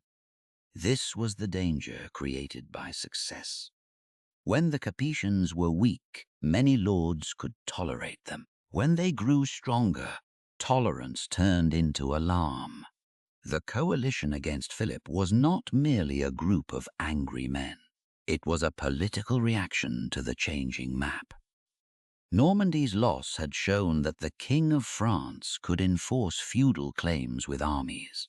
The royal domain was no longer a fragile cluster around Paris and Orléans. The crown was gathering land, money, prestige, and administrative reach. For neighboring powers and rebellious vassals, this was not an abstract development. It was a threat to their room for maneuver, so they tried to stop it. King John attacked from the southwest, pressing into French-held territory, while the northern coalition gathered under Otto IV and the Counts of Flanders and Boulogne. John himself was not on the field at Bouvines. His campaign had already faltered after the French Prince Louis forced him back near La Roche-aux-Moines. But the broader plan remained: squeeze Philip from different directions, weaken his position, and reverse the Capetian advance. Philip had spent years turning law into power. Now power had to survive steel. The battle unfolded near Bouvines, not far from Lille and Tournai, in a landscape crossed by roads, villages, and waterways. Medieval chroniclers would later sharpen the drama, as chroniclers often do. They gave the battle moral weight, providential meaning, and heroic shape. Historians must treat those accounts carefully, but the outcome is not in doubt. Philip won, and the consequences traveled farther than the dead. Imagine one of the infantrymen on the French side, perhaps from a town militia, perhaps a foot soldier drawn into a war whose diplomatic architecture he could barely understand. He does not see the Capetian state in the abstract. He sees hooves churning the earth. He hears shouted names and the crack of wood. He smells leather, iron, horse sweat, and blood warming under the summer air. Somewhere above him, banners mark the positions of men whose marriages, oaths, debts, and ambitions have dragged everyone here. He may not know the full argument over Normandy. He may not care who has the cleaner feudal claim. But he knows this. If the line breaks, he may not leave the field. That is where royal legitimacy becomes physical. Not in a charter, not in a church sermon, not in a court judgment. In the moment when bodies have to hold together under pressure. Bouvines mattered because it connected Philip's legal and administrative victories to a public spectacle of survival. The crown had not only judged John's lands forfeit, it had defended that judgment against a coalition of major enemies. The king did not merely claim superiority on parchment. He appeared, fought, and emerged alive while his opponents were captured, discredited, or driven back. According to later accounts, Philip himself was nearly killed or unhorsed during the struggle. Medieval battle narratives often polish such moments into symbols, and the details should be handled with caution. But the political meaning was clear. The king had been physically endangered in front of his men and had survived. In a world that read victory through providence, courage, and divine favor, that mattered. The battlefield gave Capetian monarchy what documents could not give by themselves: visibility. Philip's enemies suffered badly. Otto IV's prestige collapsed after the defeat, weakening his position in the empire. Ferrand of Flanders and Renaud of Boulogne were captured. The coalition that had hoped to contain Philip instead magnified his reputation. John's hopes of recovering his continental losses were crushed further, and his authority in England, already strained, moved toward the crisis that would produce Magna Carta in 1215. Bouvines did not create all of these outcomes alone, but it accelerated them. It made Philip look like the man history had chosen to win. That kind of image is politically valuable, and Philip's monarchy knew how to use it. Victory could be celebrated in churches. Bells could ring in Paris. Chroniclers could frame the battle as proof that God favored the French king. The captured enemies could be displayed not merely as prisoners, but as evidence. Every humiliation suffered by Philip's opponents became an argument for the crown. A battle ends in hours. Its interpretation can last for centuries. This is where Bouvines becomes dangerous to describe. It is tempting to call it the birth of French nationalism. That would be too simple. The France of 1214 was not a modern nation-state. Most people still lived inside local identities, feudal obligations, regional languages, lordships, towns, parishes, and customs. A peasant in Languedoc, a merchant in Rouen, a knight in Burgundy, and a clerk in Paris did not all imagine belonging to France in the same modern way. But Bouvines did strengthen the memory of a kingdom gathered around a king. It gave the Capetian monarchy a story that could travel. The king had faced foreign and rebellious powers. The king had survived danger. The king had won. That story mattered because Capetian power had always depended on turning fragile arrangements into habits. Hugh Capet had turned election into dynastic expectation. Louis VI had turned local order into royal duty. Philip Augustus had turned feudal law into territorial conquest. Now Bouvines turned Capetian success into shared memory. Memory is not the same as reality, but it can change what reality feels like. After Bouvines, the French crown stood higher. Philip could continue strengthening royal administration with greater confidence. The lands acquired from the Angevines could be held under a monarchy whose prestige had been publicly tested. The idea that the King of France was merely one lord among others became harder to sustain. Not impossible. The great lords did not vanish. Regional power remained. The monarchy still had limits, but the psychological balance had shifted. Philip Augustus had shown that the crown could win in court, win in siege, and win in battle. That sequence changed the meaning of kingship. For ordinary people, the consequences were mixed. Victory brought prestige and possibly more stability under royal authority, but it also strengthened a system that would demand more. More records, more officials, more taxes, more service, more claims made in the name of the king's peace. A stronger crown could protect roads and punish disorder, but it could also reach further into lives that had once been governed mainly by local powers. The same victory that made the monarchy glorious made the state heavier. Imagine Paris after the news arrived. Church bells carrying through narrow streets, clerks repeating names, monks shaping the meaning of the field, merchants hearing that the king's enemies had fallen. In one quarter, relief. In another, calculation.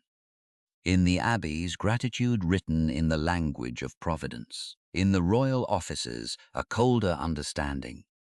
Victory had made administration easier to justify. The battlefield had become paperwork again, but now the paperwork carried the sound of bells behind it. This is the deeper importance of Bouvines.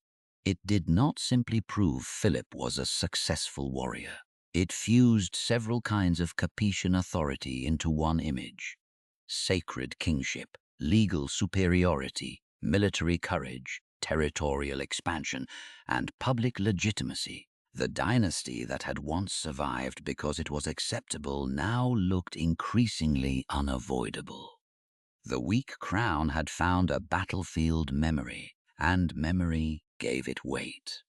Philip Augustus would die in 1223, leaving behind a monarchy transformed. His son Louis VIII would rule only briefly, but the Capetian structure was no longer the fragile arrangement Hugh Capet had accepted in 987. The royal domain was larger. The bureaucracy was stronger. The Angevin threat had been weakened. The prestige of the king had been burned into the political imagination by victory. Yet every triumph carries a question behind it. What kind of monarchy would this stronger crown become? Would it remain the patient protector against disorder? Would it become the judge above lords and towns? Would it turn victory into law, and law into a deeper claim over Christian society? Under the next great Capetian figure, the answer would move from battlefield mud into stained glass. Because after Bouvines, the Capetians no longer looked merely like survivors. Under Louis IX, they would learn to look holy. In the next chapter, the crown enters Sainte-Chapelle, crusade, royal justice, relics, and the dangerous beauty of a king who became more than a ruler, a moral argument for obedience. The crown no longer needed only to win. It needed to look righteous. After Bouvines, the Capetians stood on higher ground than any of their early ancestors could have imagined.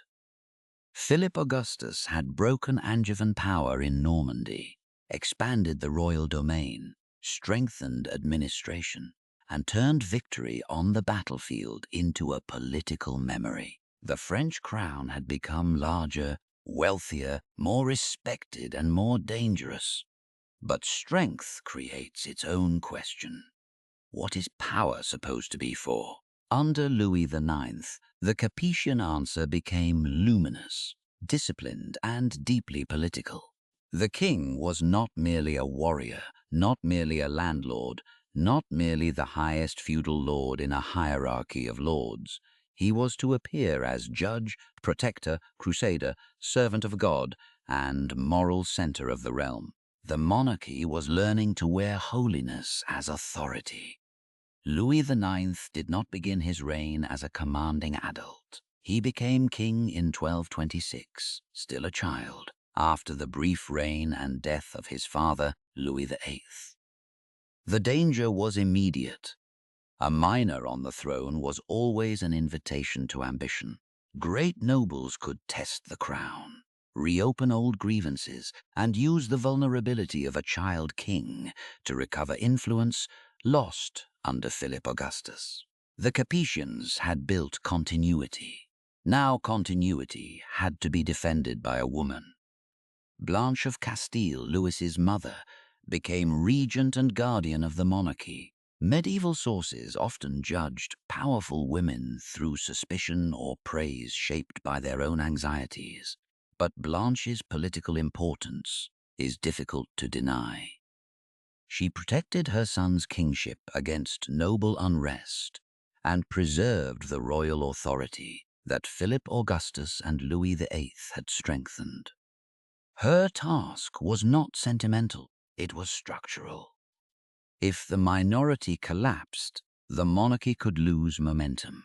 If the great lords forced concessions, Capetian authority might shrink back toward negotiation.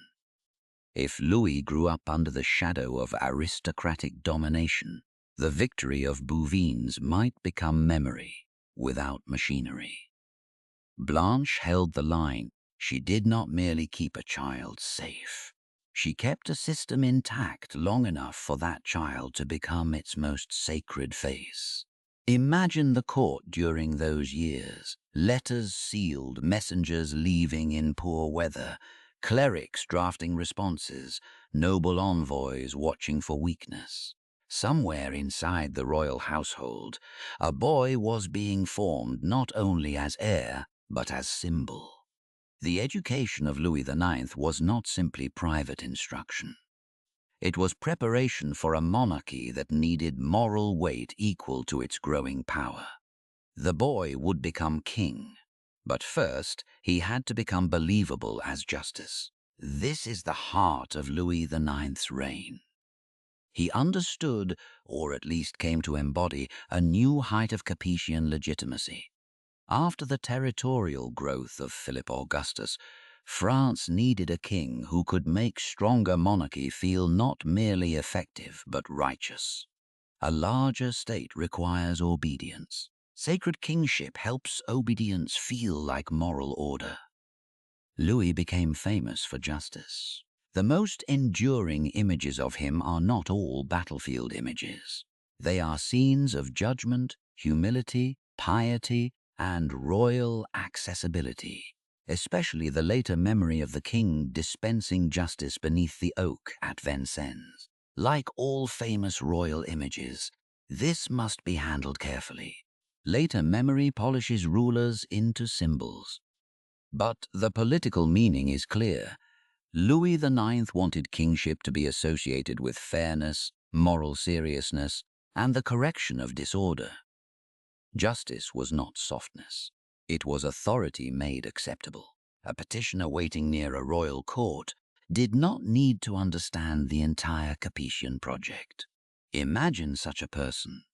Perhaps a minor landholder, a widow, a merchant, or a representative from a town, standing among others with documents, grievances, and hope. The air smells of wool, candle smoke, and damp stone. A clerk holds a roll. Someone whispers the names of officials. The petitioner has already learned that local power can be cruel, that a neighboring lord or rival family may dominate every nearby path to justice. The appeal to the king is not romantic. It is practical. If the crown can judge above local force, then the king becomes useful to those crushed between stronger men. This did not make medieval France equal. It did not free peasants from hierarchy. It did not abolish noble power, poverty, coercion, or violence, but it gave royal authority a powerful role. The king as final corrector, the man whose justice could be imagined as higher than private interest. That imagination strengthened the state. Under Louis IX, royal justice and administrative institutions continued to develop. The Parliament of Paris grew in importance as a judicial body. Royal inquiries and reforms attempted to correct abuses by officials. Louis's government tried to present the monarchy not as a predator, but as a disciplined moral authority capable of restraining even its own agents. This mattered because Capetian power was expanding. A stronger monarchy could easily be feared as another layer of extraction. Louis's image helped soften that fear. If the king was holy, then his courts could appear not merely administrative, but righteous. If the king was just, then his interventions could be described as protection. If the king was a servant of God, then obedience to him could be framed as part of a Christian order. That was beautiful. It was also useful. The most spectacular expression of this sacred monarchy rose in Paris, Sainte-Chapelle. Completed in the 1240s, Sainte-Chapelle was built to house some of the most revered relics in Christendom, including the crown of thorns acquired by Louis from the Latin emperor of Constantinople. The chapel was not merely an architectural jewel, it was political theology in glass and stone. Imagine entering it when the light was right. Walls almost dissolved into color. Blue, red, and gold filtered through stained glass. Biblical kings and sacred history surrounded the viewer. The relics did not simply decorate the monarchy. They placed the French king inside a story of divine favor, sacrifice, and Christian kingship. The Capetian crown had once struggled to make itself obeyed near Paris. Now Paris held the crown of thorns. The symbolism was immense.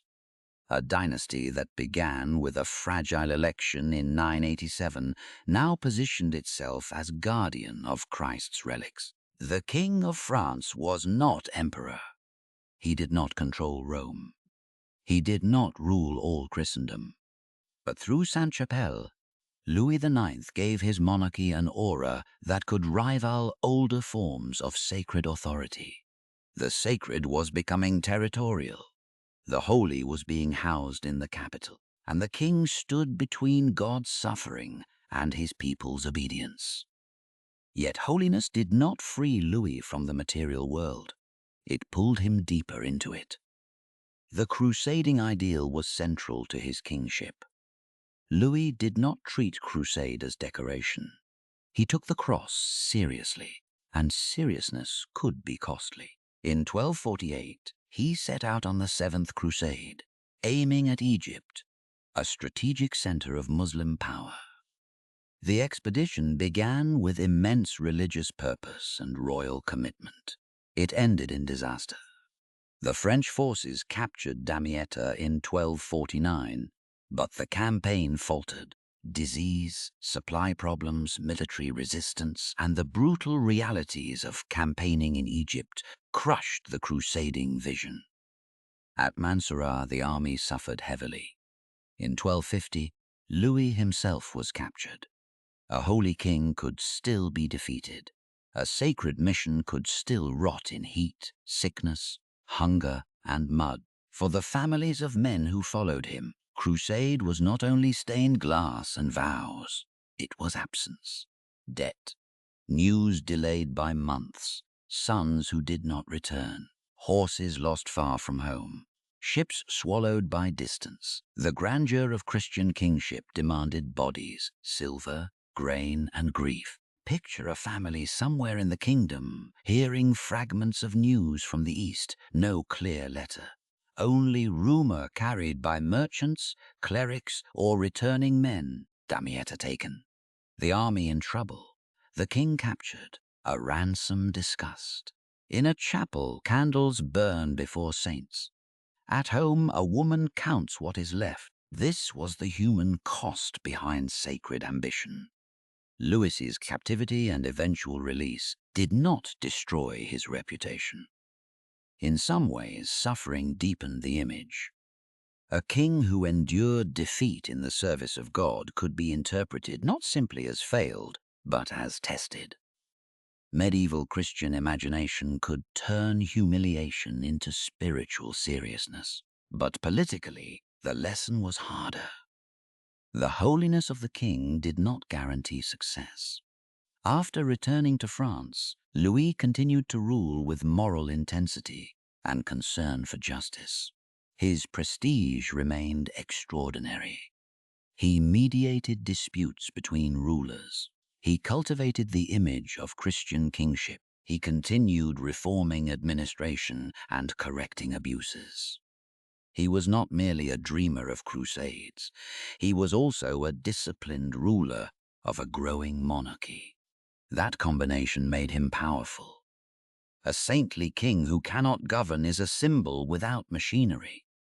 A governing king without moral aura is merely another ruler demanding obedience. Louis IX fused the two, and that fusion became one of the highest achievements of Capetian legitimacy.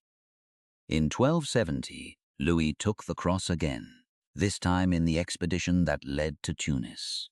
The campaign ended with disease and death. Louis died there, far from Paris, far from Sainte-Chapelle, far from the oak of royal memory. The setting was not luminous glass, but heat, illness, military frustration, and the limits of holy intention. The king who had made Capetian monarchy look sacred died inside the failure of sacred war. That is the tragedy inside his greatness. He gave the French crown moral depth, but he also revealed that moral depth could not abolish material pressure. Relics did not feed armies. Justice did not eliminate debt. Piety did not make distant campaigns easy. Holiness could strengthen obedience, but it could also justify expensive ambitions that ordinary people had to pay for. After his death, Louis's reputation only grew. In 1297, he was canonized as Saint Louis. The Capetian dynasty now possessed something almost unimaginable to its founder, a saint in the royal line. Think of the distance from Hugh Capet to Louis IX. In 987, a king needed bishops to make a fragile election sound sacred. By the end of the 13th century, the dynasty itself had produced sanctity. That transformation gave later Capetians a tremendous inheritance. They could claim not only law, victory, and royal continuity, but holiness. The monarchy of France could present itself as the most Christian monarchy, guided by a memory of a king who judged, prayed, suffered, crusaded, and became a saint. But inheritances can become burdens. A sacred crown is still a crown, and once kings believe their authority carries the weight of holiness, they may become more willing to judge others in the name of order, purity, and necessity. Louis IX used sacred authority to deepen justice and moral kingship. His descendants would inherit the prestige without always inheriting the restraint. That is where the story darkens. The Capetians had begun with weakness. They had learned continuity. They had fought local predators. They had survived the Angevin threat. They had won at Bouvines. Under Louis IX, they became holy. But holiness did not end the hunger of the state. It gave that hunger a language. And under Philip IV, that language would become colder. The next great Capetian would not look like St. Louis dispensing justice beneath an oak. He would look like royal agents arriving with sealed orders before dawn. He would tax, prosecute, pressure the church, break the Templars, and teach Europe that a monarchy built from sacred legitimacy could become terrifying when it learned to use law like a blade. In the next chapter, the sacred crown learns to bite. The knock came before dawn. Not with trumpets, not with banners, not with a king riding at the head of an army. It came as fists against wood, boots on stone, and sealed orders carried by men who did not need to explain themselves. Somewhere in the Kingdom of France, on a cold morning in October 1307, a Templar commandery woke to the sound of royal authority arriving like a blade wrapped in parchment. That is where the Capetian story darkens. For generations, the dynasty had learned how to survive weakness. Hugh Capet had turned election into inheritance. Louis VI had made roads near Paris answer to royal force. Philip Augustus had broken Angevin power with law and steel. Louis IX had covered the monarchy in the language of justice, relics, and holiness. Then came Philip IV, Philip the Fair, a king with the face of sacred monarchy and the instincts of a creditor. He inherited a crown made stronger by saints and victories, but he ruled in a world where strength had become expensive. The Capetian monarchy was no longer a fragile household around Paris. It was a growing state, with officers, courts, ambitions, wars, claims, debts, documents, and a hunger for revenue that no ceremony could satisfy forever. That hunger changed the meaning of kingship. Under Louis IX, royal authority had often been imagined as justice. Under Philip IV, it increasingly looked like procedure hardened into coercion. The same legal language that once made the crown useful against disorder could now be used to crush institutions, extract money, and define resistance as disobedience to the king's sovereign will. The state had learned to speak in law. Now it learned to bite. Philip IV came to the throne in 1285. He was the grandson of St. Louis, and that mattered. He did not rule as a stranger to holiness. He inherited the aura of a dynasty that had produced a canonized king. The French monarchy could present itself as the most Christian kingship in Europe, guardian of order, defender of faith, chosen not merely by blood, but by a history of sacred legitimacy. But holiness did not pay armies. The late 13th and early 14th centuries were not kind to kings who wanted to rule cheaply.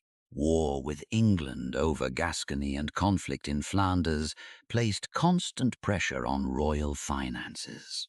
Flanders was not some minor border irritation. It was wealthy, urban, commercially powerful, and politically difficult. Its towns, cloth economy, and connections to wider European trade made control there both tempting and costly. Philip wanted obedience. Obedience required force. Force required money, and money had to be found somewhere. That simple chain drove much of his reign. The monarchy taxed, borrowed, manipulated coinage, pressured wealthy groups, and expanded claims over who owed what to the crown. This did not make Philip uniquely greedy in a childish sense. It made him a ruler of a growing state facing the brutal arithmetic of power. More territory meant more administration. More administration meant more officials. More officials meant more payment. More war meant more debt. The Capetian machine was no longer small enough to survive on prestige. It needed cash. Imagine a royal financial office under dim light. Coins counted on a wooden table. Wax tablets marked with figures. Clerks bending over accounts, scratching numbers into order, while messengers wait with tired horses outside. The room does not look violent. No one is bleeding. No walls are being stormed. But somewhere beyond that table, a tax will be collected. A coin will be debased. A community will be squeezed. A creditor will be threatened. A royal need written in ink will become pressure in someone else's life.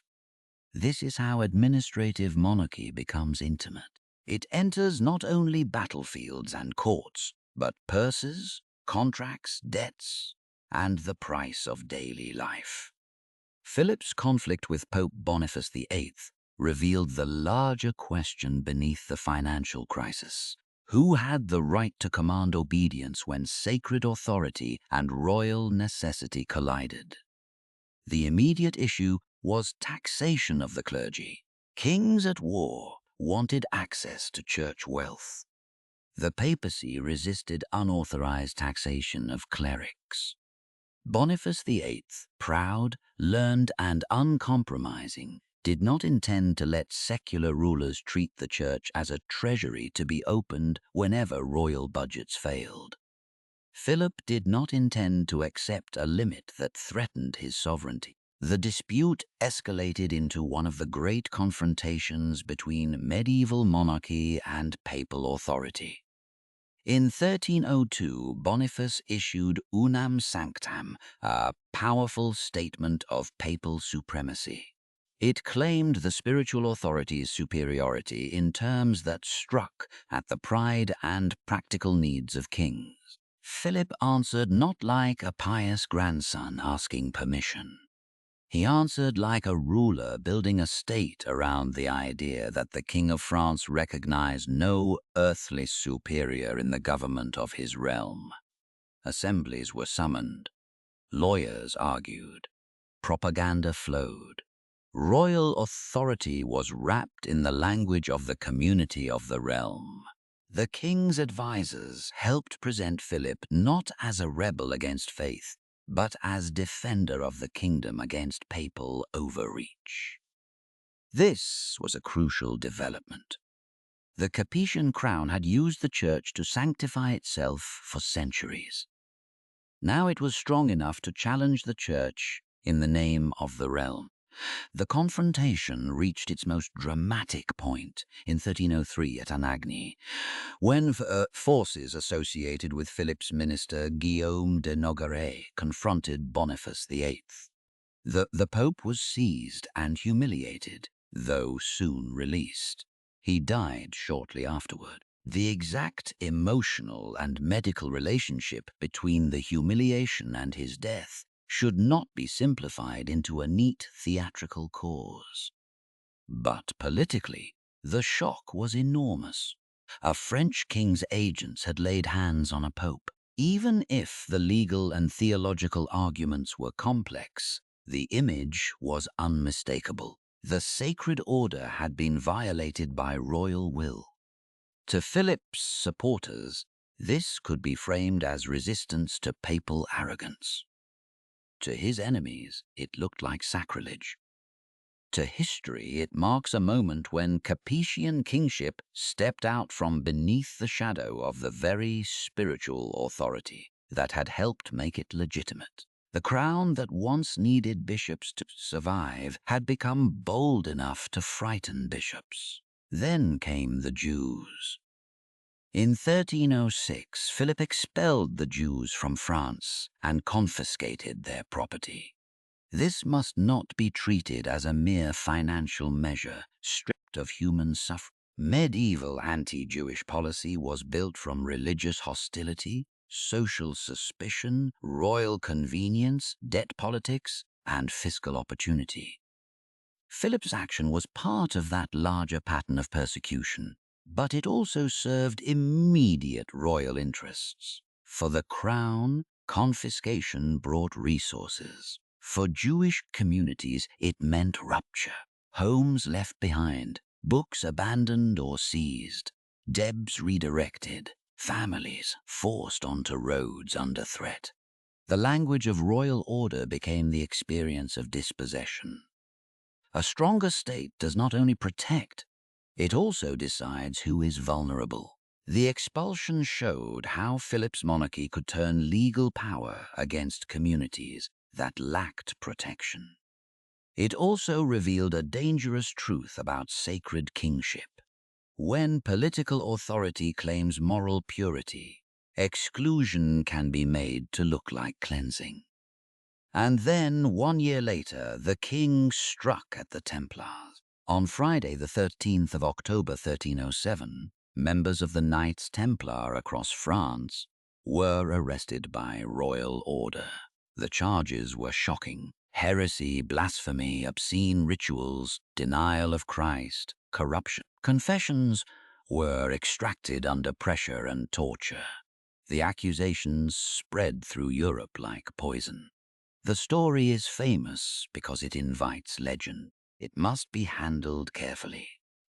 The Templars were a wealthy military religious order with deep roots in crusading history, extensive property, financial networks, and privileges that made them partially independent of ordinary royal control. By Philip's reign, crusading politics had changed, and the order's original mission had become harder to justify after the loss of the major crusader states in the East. They were powerful, rich, and vulnerable to suspicion. Philip was also in debt. Those facts do not prove a single simple motive. They show why the Templars became a target. Their wealth tempted the state. Their privileges irritated royal sovereignty. Their secrecy made accusations easier to imagine. Their military religious identity allowed Philip to present the attack not merely as seizure but as purification. Again, money, law, and sacred language worked together. Picture a Templar commandery before sunrise. A brother wakes to the sound of knocking. The air is cold, a lamp burns low, iron keys shift in a hand. Outside, royal men carry documents bearing the authority of the king. Inside, men who had once imagined themselves soldiers of Christ now face the accusations that turn their sacred identity inside out. The order is not defeated on a battlefield. It is surrounded by procedure: arrest, interrogation, confession, trial, dissolution. The brutality is not less real because it is written down. Philip's attack placed Pope Clement V under enormous pressure. Clement, a French pope, was not simply a puppet in the crudest sense, but his position was constrained by Philip's power and the political environment. In 1312, the Council of Vienne suppressed the Templar order. The property arrangements were complex and did not all simply flow into Philip's hands. But the larger victory was unmistakable. The French monarchy had helped destroy one of the most famous military orders in Christendom.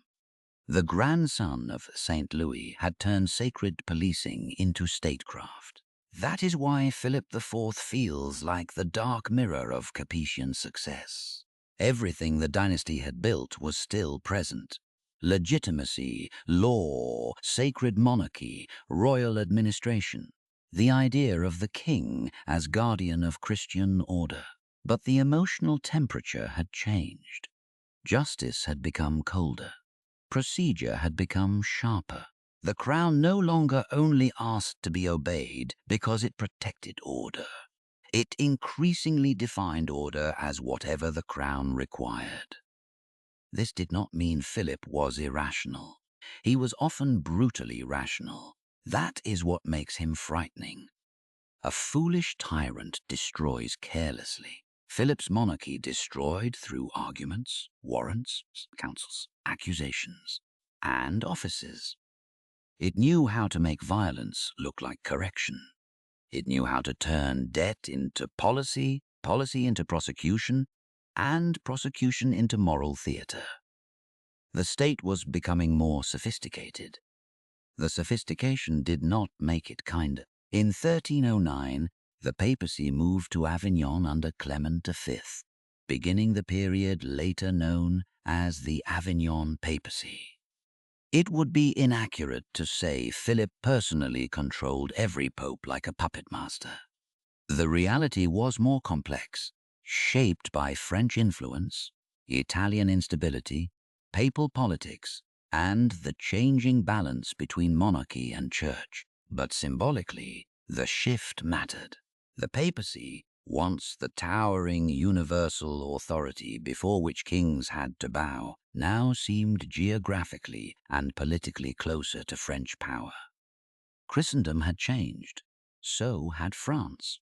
Under Philip IV, the Capetian monarchy looked less like the fragile crown of 987 and more like a state capable of frightening even the institutions that had once legitimized it. The crown could tax. It could summon assemblies. It could prosecute. It could challenge popes. It could expel communities. It could destroy orders. It could turn the language of faith into the machinery of royal authority. But this strength carried a cost that could not be measured only in coin. The monarchy's moral inheritance was being strained. St. Louis had made the king look holy by judging himself as well as others. Philip's monarchy increasingly looked holy because it claimed the right to judge everyone else. That difference mattered for nobles, clerics, towns, creditors, Jews, Templars, and ordinary taxpayers. The crown's reach had become harder to escape. The same institution that had once offered appeal against local oppression could itself become the source of pressure. A peasant might still fear the nearest lord. A merchant might still fear tolls and bandits. But now there was another force above them all, more distant, more organized, and more patient. The king's need could travel farther than the king. It traveled through officials, through seals, through tax demands, through accusations, through law. By the end of Philip IV's reign, the Capetian monarchy had reached an extraordinary height. Its royal domain was stronger. Its bureaucracy was more developed.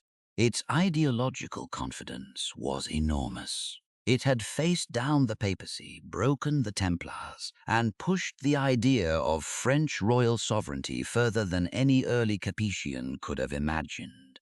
And then, almost cruelly, the family mechanism that had carried the dynasty from weakness to power began to fail.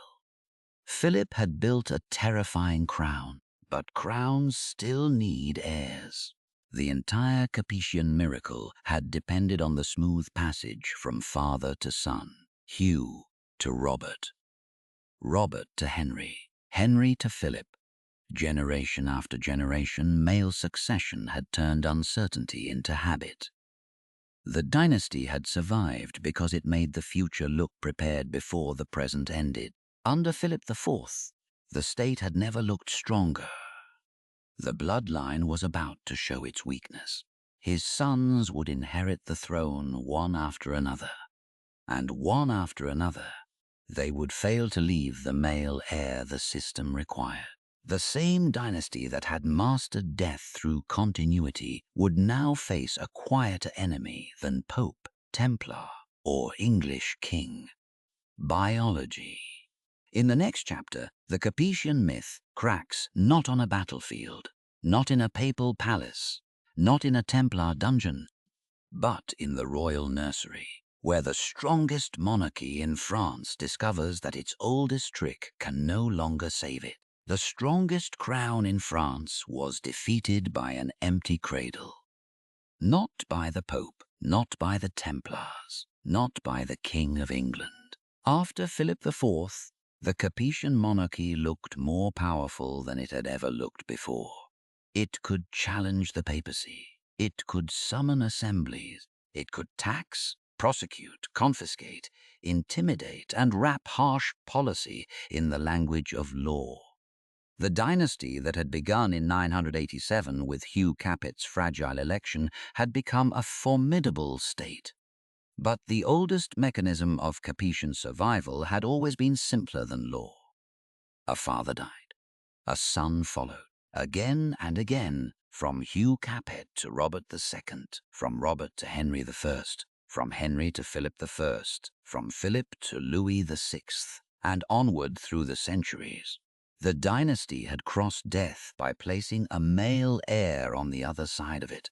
That rhythm made the crown feel less negotiable. It turned accident into tradition, tradition into expectation, and expectation into political gravity. Then the rhythm broke. Philip IV died in 1314. He left behind a monarchy terrifying in its reach, but also a family entering a crisis no royal lawyer could fully control. His sons would inherit the crown one after another. Louis X, Philip V, Charles IV, 3 sons, 3 kings, no surviving male line. The dynasty that had learned how to survive every political danger now faced the one danger no decree could command. Biology. The trouble did not begin in a clean legal chamber. It began in the uglier air of scandal, marriage, suspicion, and damaged legitimacy. In 1314, the same year Philip IV died, the Tour de Nesle affair exploded around the royal family. Several daughters-in-law of the king were accused of adultery. The details came through a world of rumor, confession, punishment, and court politics, and the surviving accounts must be handled carefully. Medieval accusations against royal women often carried moral panic, gendered suspicion, and political convenience. But the consequences were very real. Louis X's wife, Margaret of Burgundy, was imprisoned. Her reputation was ruined. Their daughter, Joan, later Joan II of Navarre, was left under the shadow of uncertainty. Was she legitimate? Could a girl inherit? Could a realm built on father-to-son succession accept a granddaughter whose mother had been accused of adultery? The questions were poison. A dynasty can survive a weak king. It can survive a lost battle.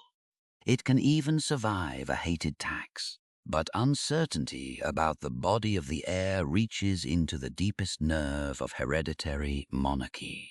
Louis X came to the throne in 1314. He inherited not only Philip IV's state, but Philip's pressures, financial strain, noble resentment, memories of coercion, and a monarchy that had become powerful enough to inspire fear. Louis's reign was short. He died in 1316, leaving behind a daughter, Joan, and a pregnant second wife, Clementia of Hungary. For the first time in Capetian history, the old answer did not arrive immediately. The kingdom had to wait. Inside the royal household, the future of France depended on a birth. That is not metaphor. It was physical, intimate, and politically unbearable. A woman's pregnancy became the hinge of a kingdom. Courtiers could argue law. Nobles could calculate advantage. Churchmen could pray. But no council could decide the sex of the child. Imagine the atmosphere around that waiting. Corridors quieter than usual. Messengers held in readiness. Clerks leaving space in records for a name not yet known. Noble envoys listening for news, measuring each rumor, wondering whether they would soon kneel before an infant boy or fight over a disputed girl. The machinery of monarchy paused before the body of a pregnant queen. In November 1316, Clementia gave birth to a son, John. For a moment, the old Capetian miracle seemed restored. A male heir existed. The rhythm had survived. The crisis could close around the tiny body of a newborn king. But Jonapher lived only a few days. He would later be remembered as John the Posthumous, king from birth, dead almost immediately, a ruler whose reign was measured not in campaigns or judgments, but in breath. The cradle had answered the kingdom, then fallen silent. With John dead, the problem returned sharper than before. Louis X's daughter, Joan, remained. In a different system, she might have inherited. In another political mood, she might have become the center of continuity. But the Capetian monarchy had trained itself for centuries to imagine succession through males. And Joan carried not only the disadvantage of sex in that political culture, but the additional shadow cast by her mother's scandal. So the crown passed to Louis's brother Philip. Philip V's accession in 1316 was not merely a family adjustment.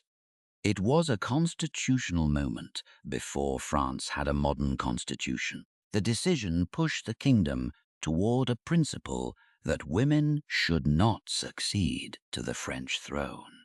At first, this was shaped by immediate politics, the need to prevent disorder, the weakness of Joan's claim, the preference of powerful men for an adult male ruler, and the fear that a female succession could place the crown under another house through marriage.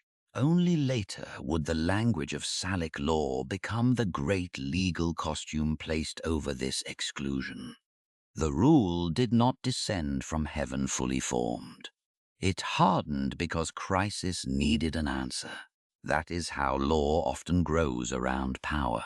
A court clerk copying a genealogical roll in these years would have seen the violence hidden inside neat lines. Names arranged by descent, marriages marked, children listed, daughters visible on the page, but the arrows of succession bending away from them. Ink creating order where flesh had produced confusion. The clerk does not need to hate Joan. He does not need to love Philip. He only has to write the future in a form powerful men can accept. And once it is written, sealed, repeated, and defended, the exclusion begins to look less like a political choice and more like an ancient rule. Philip V was not an accidental nobody. He was a son of Philip IV, an adult male Capetian, experienced in government, and capable of presenting himself as the guardian of continuity. His reign from 1316 to 1322 helped stabilize the immediate crisis. But it did not solve the deeper problem. He had daughters, no surviving son. When Philip V died in 1322, the logic used against Joan returned against his own daughters. The principle that had brought him to the throne now blocked his female children from inheriting it. Political convenience had become a trap, even for the family that used it. The crown passed again, this time to the third brother, Charles IV. The dynasty was running sideways. For a while, that still worked. Charles IV was male. He was a direct Capetian. He could continue the line if he produced a son. The kingdom had not yet left the house of Hugh Capet. The legal machine had bought time, but time was becoming thin. Charles IV ruled from 1322 to 1328. Like his brothers, he left no surviving male heir. At his death, his widow was pregnant, and once again the future of the kingdom waited on a birth. Once again, law, nobility, memory, and statecraft had to stand still before biology. The child was a girl. The direct male line of the Capetians was over. After more than 3 centuries of father-to-son succession, after Hugh Capet's first fragile move to make Robert visible before death could reopen debate, after generations in which male continuity had made the dynasty look almost natural, the core mechanism failed, not dramatically, not with a burning palace, not with an enemy army entering Paris, with the absence of a son. That absence forced the kingdom to decide what the dynasty truly was. Was it the direct blood of Hugh Capet through the eldest male line? Was it the broader male house? Could descent through a woman transmit a claim? Could the daughter of a king be passed over for a male cousin? Could the son of a king's daughter claim what his mother could not receive? These were not abstract questions. They were weapons. The immediate solution was Philip of Valois, cousin of the dead king and a male-line Capetian through a cadet branch. He became Philip VI in 1328. In one sense, this preserved the Capetian structure. The crown did not leave the broader family. It moved from the direct Capetian line to the Valois branch. The house survived. The line did not. That distinction is the key to the entire story. The Capetians had built a system strong enough to outlive the death of its own main branch. The royal body failed, but the dynastic architecture held. The law, the habit, the political class, and the fear of disorder all pushed toward a male Capetian successor, even if he came from a collateral line. But every solution leaves someone outside it, and outside this one stood Edward III of England. Edward was the son of Isabella of France, daughter of Philip IV. Through his mother, he was the grandson of Philip the Fair. His blood connection was close, closer in some ways than Philip of Valois. But his claim came through a woman, and the French political elite rejected the idea that the crown could pass through the female line to a foreign king. The decision made sense to those who feared the French crown falling under English power. It also created a grievance that would not disappear. The succession crisis of 1328 did not by itself cause the 100 Years' War. That would be too simple. The conflict that erupted in 1337 also involved Gascony, feudal sovereignty, trade, Flanders, honor, resources, and long-standing Anglo-French rivalry. But the dynastic claim gave the war one of its sharpest languages. Edward III could present war not only as ambition, but as inheritance denied.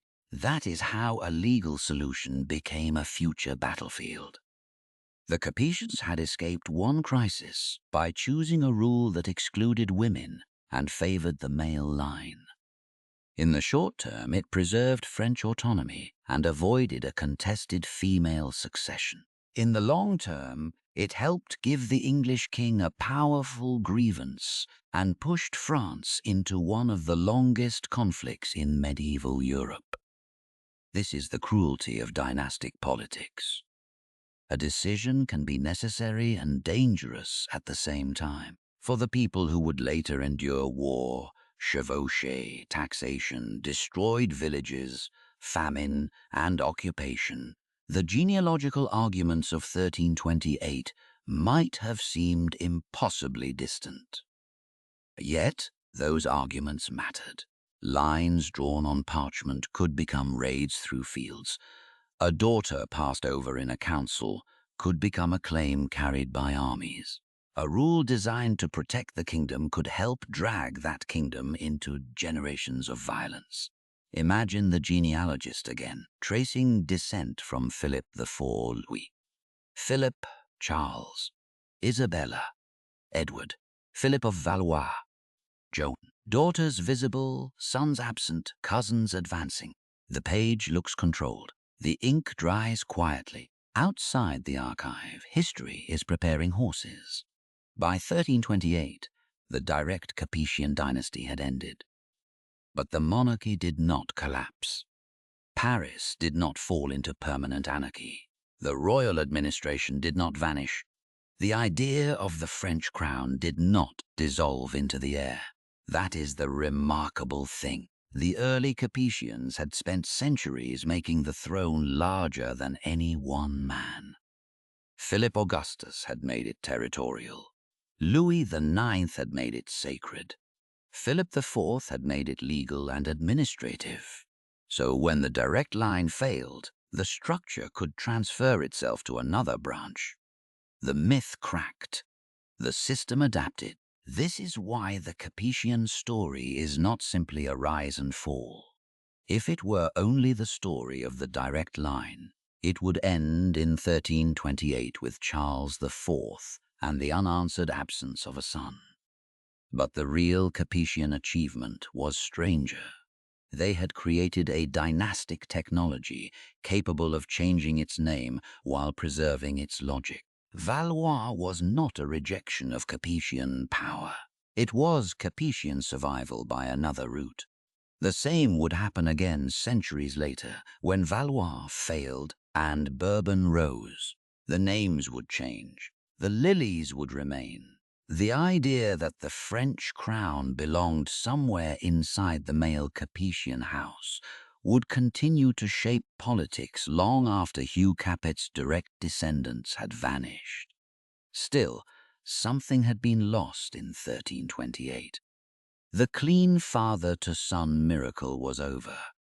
The old rhythm that had made the dynasty feel inevitable had broken. From this point forward, Capetian survival would depend less on direct continuity and more on legal interpretation, branch selection, exclusion, and the willingness of political society to accept that the house was larger than the line. That acceptance saved the monarchy. It also haunted it, because once a dynasty survives by argument, every rival learns where to argue. Philip IV had made the crown terrifying. His sons proved that terror could not command birth. The lawyers could exclude daughters. The nobles could choose a male cousin. The clerks could draw the genealogy cleanly, but none of them could erase the fact that the strongest Capetian state had reached its peak, just as the direct Capetian bloodline ran out. The dynasty had solved death once through sons. Now it would solve death through branches. In the next chapter, the name Capet disappears from the throne, but the house continues beneath new names. Valois, Bourbon, Orléans, Bourbon, and the weakest crown in medieval France learns its final trick: how to die in one line and keep ruling through another. The dynasty died and then kept ruling. That is the strange thing about the Capetians.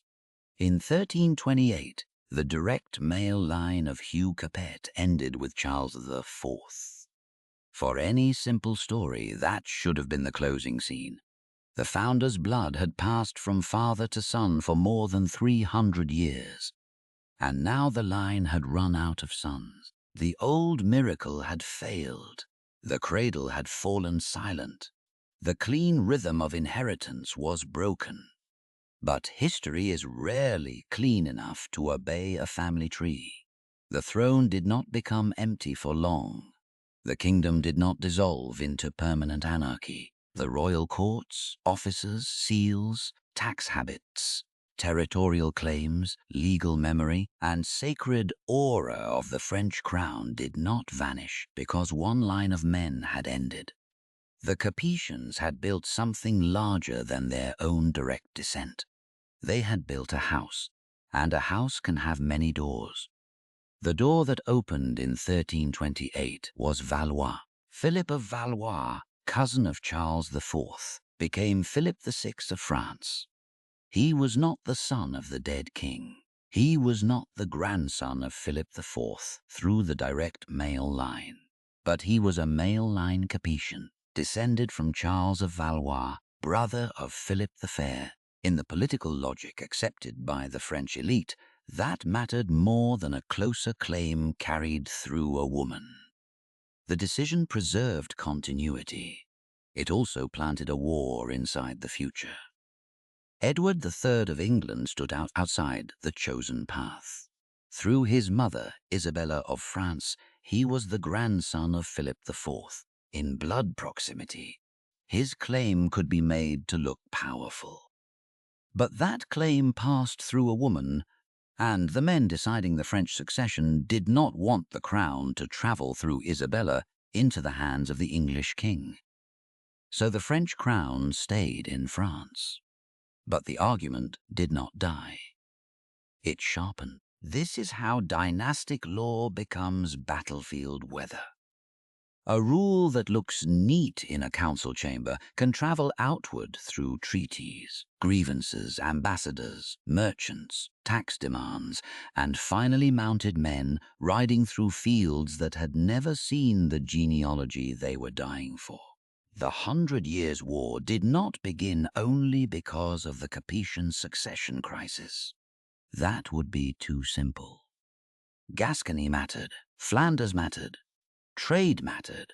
Feudal sovereignty mattered. English kings had continental interests, and French kings had reasons to reduce them. But the claim of Edward III gave the conflict a powerful dynastic language. War could be spoken as inheritance. Ambition could wear the face of justice denied. Imagine a herald or genealogist in the years after 1328 bent over parchment tracing lines from Philip III, Philip IV, Charles of Valois, Isabella, Edward, and Philip VI. The page is quiet, the ink is dark. The logic appears orderly. This branch continues, that claim is excluded. This male cousin is preferred, that female line is blocked. But outside the archive, villages will burn. A peasant in northern France will not be asked whether descent through Isabella should count. A merchant in Flanders will not debate Salic logic over a peaceful meal while armies gather. A town will not be spared because a council once thought the argument had been settled. The parchment looks clean because the blood has not reached it yet. That is the human cost of dynastic survival. The Capetian house lived on through Valois, but continuity came with violence. The new branch had to prove what the old direct line had made seem natural. It had to defend the idea that the crown belonged to the male Capetian house, not to whoever possessed the nearest blood through a daughter. It had to turn interpretation into authority, and interpretation is always vulnerable to challenge. Under the Valois, France endured catastrophe on a scale the early Capetians could hardly have imagined. Crécy in 1346, Poitiers in 1356, the capture of King John II, the Treaty of Bretigny in 1360. Waves of taxation, military pressure, social unrest, plague, and devastation. Later, Agincourt in 1415, and the crisis of the early 15th century would make the French monarchy look wounded almost beyond repair. Yet the house did not disappear. That matters, because the Capetian system had never depended on strength alone. It depended on the ability to make the crown remain imaginable even when the person wearing it failed. A king could be captured. A battle could be lost. A treaty could carve away territory. A rival could be crowned. But the idea of the French monarchy, tied to the broader Capetian house and the sacred political memory of centuries, proved stubborn. The crown had become more durable than competence. That was both its strength and its danger. For the people below, durability did not always feel like blessing. A long-lived monarchy could also mean long-lived taxation, long-lived war, long-lived demands made in the name of a legitimacy ordinary people did not design. When dynasties quarrel, villages learn the cost in roofs, grain, sons, and silence. A royal genealogy can be beautiful to the men who inherit from it. To everyone else, it can sound like hooves at dawn. Still, the Valois survived. They survived defeat. They survived English claims. They survived internal fracture. They survived the madness of Charles VI, the division between Burgundians and Armagnacs, the humiliation of foreign occupation, and the strange burning revival associated with Joan of Arc and Charles VII. Over time, the French monarchy recovered ground, authority, and confidence. The name on the throne had changed. The Capetian logic remained. That is the important thread. Valois was not an interruption of Capetian history. It was Capetian history learning to continue after the direct line had failed. The old mechanism of father-to-son succession had broken in 1328, but a broader mechanism replaced it. Male line dynastic legitimacy supported by law, aristocratic consent, sacred memory, and political necessity. The crown was no longer simply inherited. It was interpreted, and once it could be interpreted, it could survive another extinction. That moment came in 1589. The Valois line, too, failed in the male line during the chaos of the French wars of religion. France had been torn by decades of conflict between Catholics and Huguenots, by massacres, assassinations, factional violence, foreign intervention, and the terrifying question of whether religious division had made the kingdom ungovernable. Then, Henry of Navarre emerged as heir. He was a Bourbon, and the Bourbons were another branch of the Capetian house. Henry IV did not inherit an easy crown. He was Protestant in a kingdom where powerful Catholic forces rejected him. His claim by blood was real, but blood alone could not pacify a realm split by faith. To become king in practice, he had to do what Capetians had always done in one form or another: adapt legitimacy to survival. He converted to Catholicism. The famous phrase often attached to him that Paris was worth a mass may be apocryphal or at least uncertain in its exact form. But the political meaning is clear. Henry understood that a crown is not held by genealogy alone.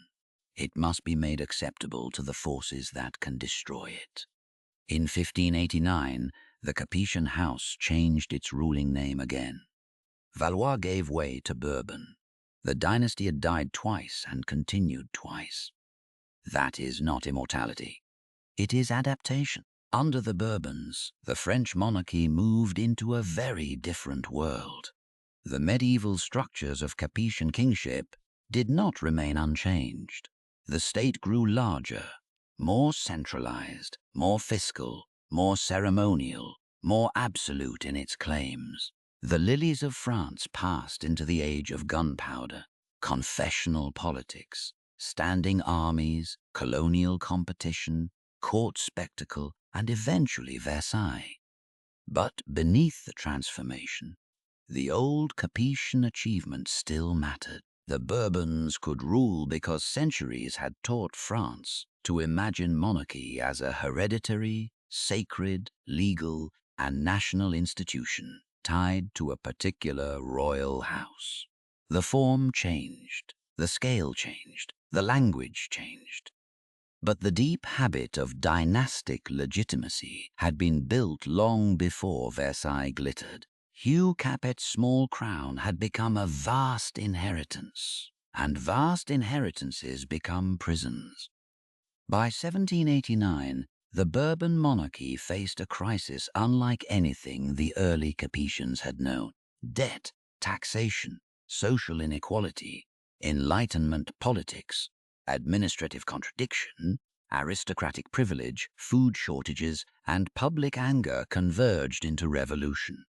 Louis XVI did not fall because Hugh Capet had failed. He fell because the monarchy that had grown from Hugh's fragile crown had become too burdened by its own history, obligations, and contradictions to answer a new political age. In 1792, the French monarchy was abolished. In 1793, Louis XVI was executed. The Capetian house had once survived the death of its direct line. It had survived the shift from Valois to Bourbon. But now the problem was not which branch should inherit the crown. The problem was whether there should be a crown at all. That was a different kind of death. The revolution did not erase the family. It did not erase every branch, every claim, every memory, every restoration attempt. The Bourbons returned after Napoleon. They ruled again in the 19th century. Then came the July monarchy under the Orléans branch. Names shifted again. Restoration, overthrow, compromise, exile. The old house continued to move through European politics like a ghost that refused simple burial. But in France itself, the age of Capetian monarchy was ending. The house survived more easily than the throne. This is the final evolution of the Capetian paradox. They began as a dynasty too weak to dominate France. They became a dynasty that helped build France. Then the state and political nation that emerged from centuries of monarchy eventually outgrew the need for their crown. The family tree continued. The French throne did not. And still, the Capetian story did not remain only French. Through Bourbon branches, the family extended across Europe. In Spain, the Bourbon line entered the monarchy in 1700, after the death of the last Spanish Habsburg, opening the War of the Spanish Succession and tying Capetian blood to another great European throne. Other branches and cadet lines appeared in different courts, claims, marriages, and political settlements. The weak crown of 987 had become a continental network. That does not mean a single unbroken political power ruled Europe. It means something subtler.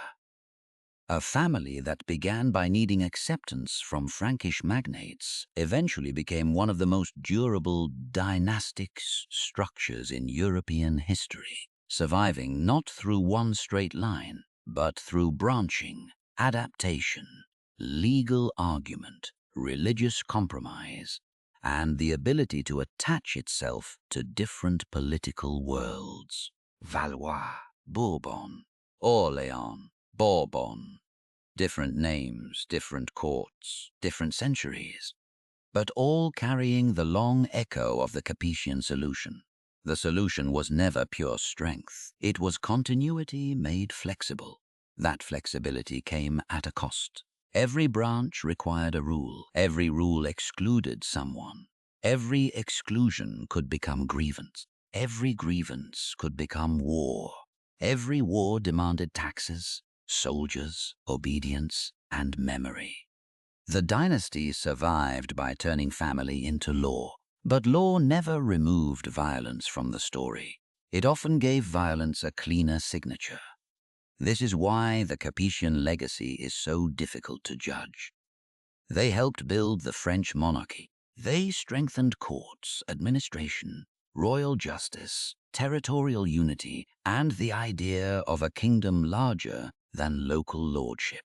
They also helped build the instruments that could tax, prosecute, exclude, centralize, and fight wars over claims drawn from bloodlines. Their weakness made them patient. Their patience made them strong. Their strength made them dangerous. Their danger made them vulnerable to a world that eventually asked why any family should inherit a state. By the time the French monarchy fell, Hugh Capet was not a living political memory to ordinary people in the streets of revolutionary Paris. He was a distant beginning, a name in chronicles, a founder buried beneath centuries of Valois and Bourbon drama. Yet the institution that collapsed had grown from his fragile settlement. A crown chosen because it seemed manageable had become the symbol of an order people were willing to destroy. That is the strangest part of the story. Not that the Capetians became powerful. Many families become powerful. The strange part is that their method of survival outlived almost every form it took. The direct line ended. The Valois ended. The Bourbon monarchy in France fell. Restoration failed to make the old world permanent. Yet the dynastic echo continued, carried through names, claims, marriages, and surviving branches. The Capetians did not conquer death. They negotiated with it, first through sons, then through cousins, then through branches, then through memory. And that brings the story back to the beginning, to a small crown, a limited domain, a king chosen because he did not look strong enough to frighten everyone. Hugh Capet did not build a great dynasty by appearing inevitable. His descendants built inevitability after him. In the final chapter, we return to that first crown and ask what the Capetians truly left behind. Not only a bloodline, not only kings, not only fleur-de-lis and royal tombs, but a state, a habit of obedience, and a warning about what happens when weakness learns to become history. Return to the first crown, not the crown of Versailles, not the crown of St. Louis surrounded by relics and stained glass, not the Bourbon crown carried through revolution, restoration, exile, and memory, not the later dynastic symbols spreading through Europe under different names. Return to 987. A church at Noyon, a fragile settlement, a man chosen because he seemed acceptable, a royal domain narrow enough to make the title sound almost larger than the man wearing it. That is where the Capetian achievement begins. Not with overwhelming strength, with weakness arranged carefully enough to survive. Hugh Capet did not receive France as a finished kingdom. He received a title, a ritual, a limited base around Paris and Orléans, and a political world full of men who believed they could tolerate him. The great lords did not imagine they were handing him a centralized state. They were trying to solve a crisis after the death of Louis V. They were choosing order over uncertainty, practicality over old Carolingian nostalgia, a manageable king over a dangerous claimant. They thought they were making a temporary political choice. They were helping create a dynasty. That is the first lesson of the Capetians. Power does not always begin by announcing what it will become. Sometimes it begins as a compromise, then survives long enough for the compromise to become tradition. The early kings understood this instinctively. They could not command the whole realm, so they made succession predictable. They could not dominate every lord, so they made the crown useful to bishops, churches, towns, weaker nobles, and anyone who needed a higher authority against local violence. They could not defeat every rival by force, so they waited for law, marriage, inheritance, and opportunity to do what armies could not do alone. The Capetians were not weak because they lacked importance. They were weak because their title exceeded their immediate capacity. Their genius was learning how to close that gap. Generation by generation, the crown became more than a sacred object. It became a habit. Hugh crowned Robert. Later kings repeated the pattern. Election faded behind inheritance. The death of a king became less of an open question and more of a scheduled transition. That alone did not build France, but without it, nothing else could have endured. A dynasty that cannot survive death cannot accumulate power. The Capetians survived death. Then they learned to use time. Louis VI made the crown practical in the Ile-de-France, fighting the local lords and castles that made royal authority look absurd almost within sight of Paris.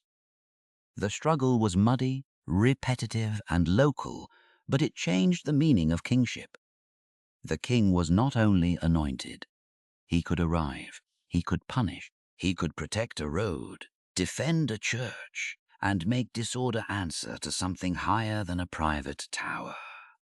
Philip Augustus turned that practical kingship outward. Against the Angevins, he showed that feudal law could become a weapon if held by a patient king. Normandy fell in 1204. Bouvines followed in 1214. The Capetian monarchy stopped looking like a survivor among greater lords and began to look like the center around which the realm might be organized. Louis IX gave that growing power a soul, or at least the appearance of one. Royal justice, Sainte-Chapelle, relics, crusade, canonization. Under him, the French crown became not merely stronger, but morally elevated.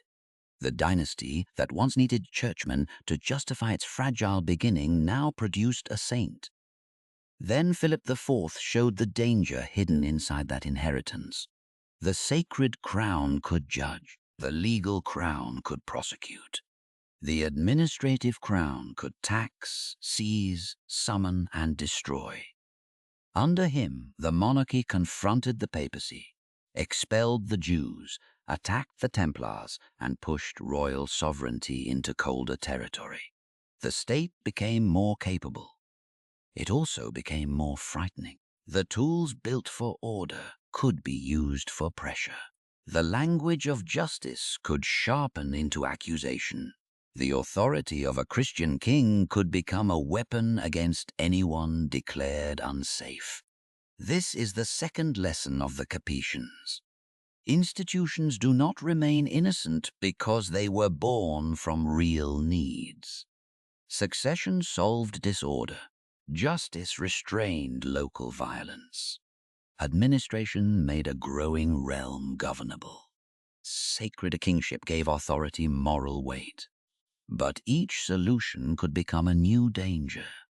Predictable succession could exclude daughters and provoke claims. Royal justice could become royal intrusion. Administration could become extraction. Sacred legitimacy could justify coercion. The stronger the monarchy became, the more lives it could touch, and not always gently. For an ordinary person, the Capetian story was not a clean march toward national greatness. It could look like safer roads. It could also look like heavier taxes. It could mean appeal against a violent lord. It could also mean officials arriving from farther away with demands written in a language of authority few could resist. Imagine a traveler centuries after Hugh Capet, standing inside a church, a palace, or an archive, looking at the fleur-de-lis carved, painted, embroidered, sealed, repeated. The symbol looks elegant, almost weightless, a flower of monarchy, polished by time. But behind it are roads, tolls, charters, crusade levies, court cases, confiscations, marriages, disputed births, burned villages, royal officers, and generations of people who learned that a decision made in the king's name could reach them even if the king never did. That is what the Capetians left behind, not just a family, a reach. The direct Capetian line ended in 1328. That should have been the end if the dynasty had only been blood. But by then, the crown had become attached to a broader system. Male line legitimacy, legal interpretation, aristocratic consent, sacred memory, and the administrative habits of the French monarchy. So the house survived through Valois. Then Valois failed, and Bourbon rose. Then Bourbon fell in revolution, returned in restoration, fractured through Orléans, and remained alive in dynastic memory even after France itself left monarchy behind. Beyond France, the Bourbon branch entered Spain in 1700, and the Spanish monarchy continued under a Bourbon king in the modern constitutional order. The Capetian story, therefore, has to be stated carefully. The direct Capetian kings ruled France from 987 to 1328. They did not rule France forever. Modern France is not governed by them. The French monarchy itself ended as a political regime through revolution, restoration, and final replacement. But the Capetian house did something more unusual than simply hold one throne. It created a dynastic structure durable enough to change names, survive broken lines, cross borders, and remain politically relevant long after the original royal domain around Paris had become a distant medieval memory. Valois, Bourbon, Orléans, Bourbon. Each name belongs to a different chapter of Europe, but the root runs back to the same fragile beginning. A small crown, a tolerated king, a family that learned to become unavoidable. This is why the phrase, "the weakest dynasty," matters, if it is understood correctly. The Capetians were not nobodies. They were not powerless peasants accidentally handed a throne.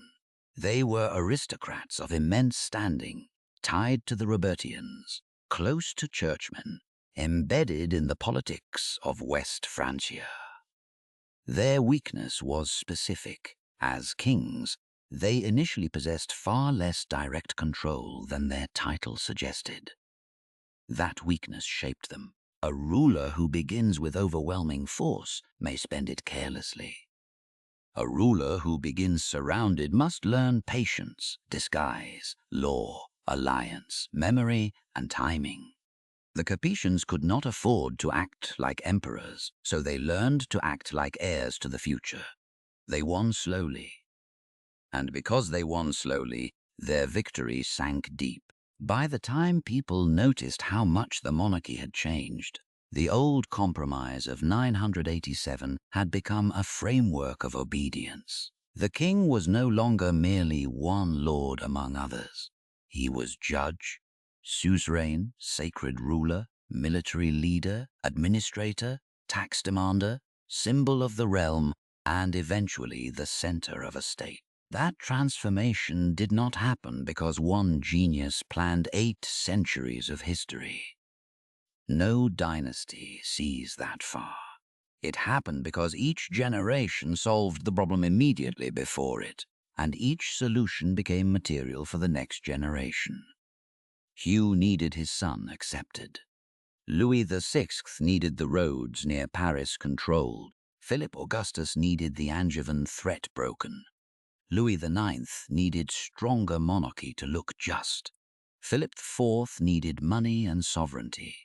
The sons of Philip IV needed rules when sons disappeared.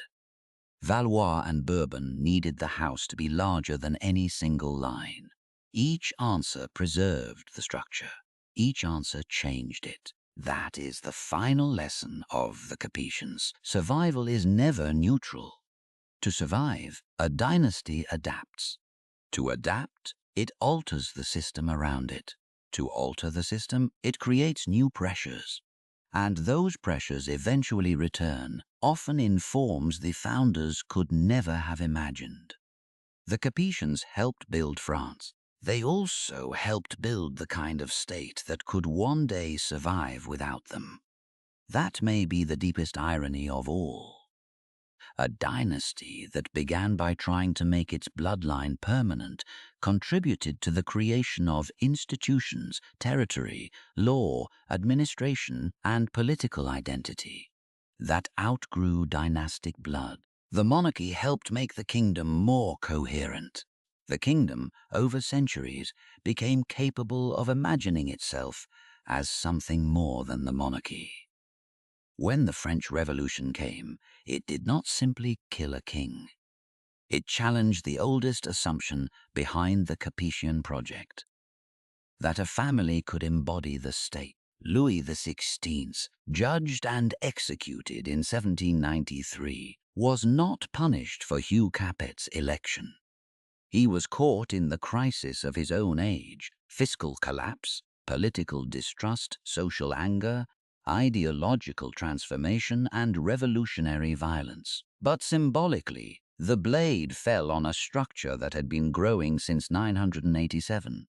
The small crown had become too heavy, not because it had failed to survive, because it had survived long enough to accumulate every contradiction of the world it helped create. Still, ruins do not erase origins. Look back one last time to that first scene. The candles at Noyon, the bishops, the nobles, the cold stone, the name of Hugh Capet entering the royal record. No one in that church could see Philip Augustus at Bouvines. No one could see Sainte-Chapelle glowing above Paris. No one could see Templar arrests before dawn, the extinction of the direct line, Valois battlefields, Bourbon Versailles, the scaffold of Louis XVI's, or a Bourbon king in modern Spain. They saw a man being crowned because the realm needed an answer. History saw the beginning of a question. How long can a weak crown survive if it learns to turn weakness into structure? The answer was longer than almost anyone would have believed. The Capetians did not endure because they were always strong. They endured because they understood, better than many greater houses, that power can be built from repetition, sanctified by ritual, expanded through law, defended by memory, and revived through branches when blood seems to fail.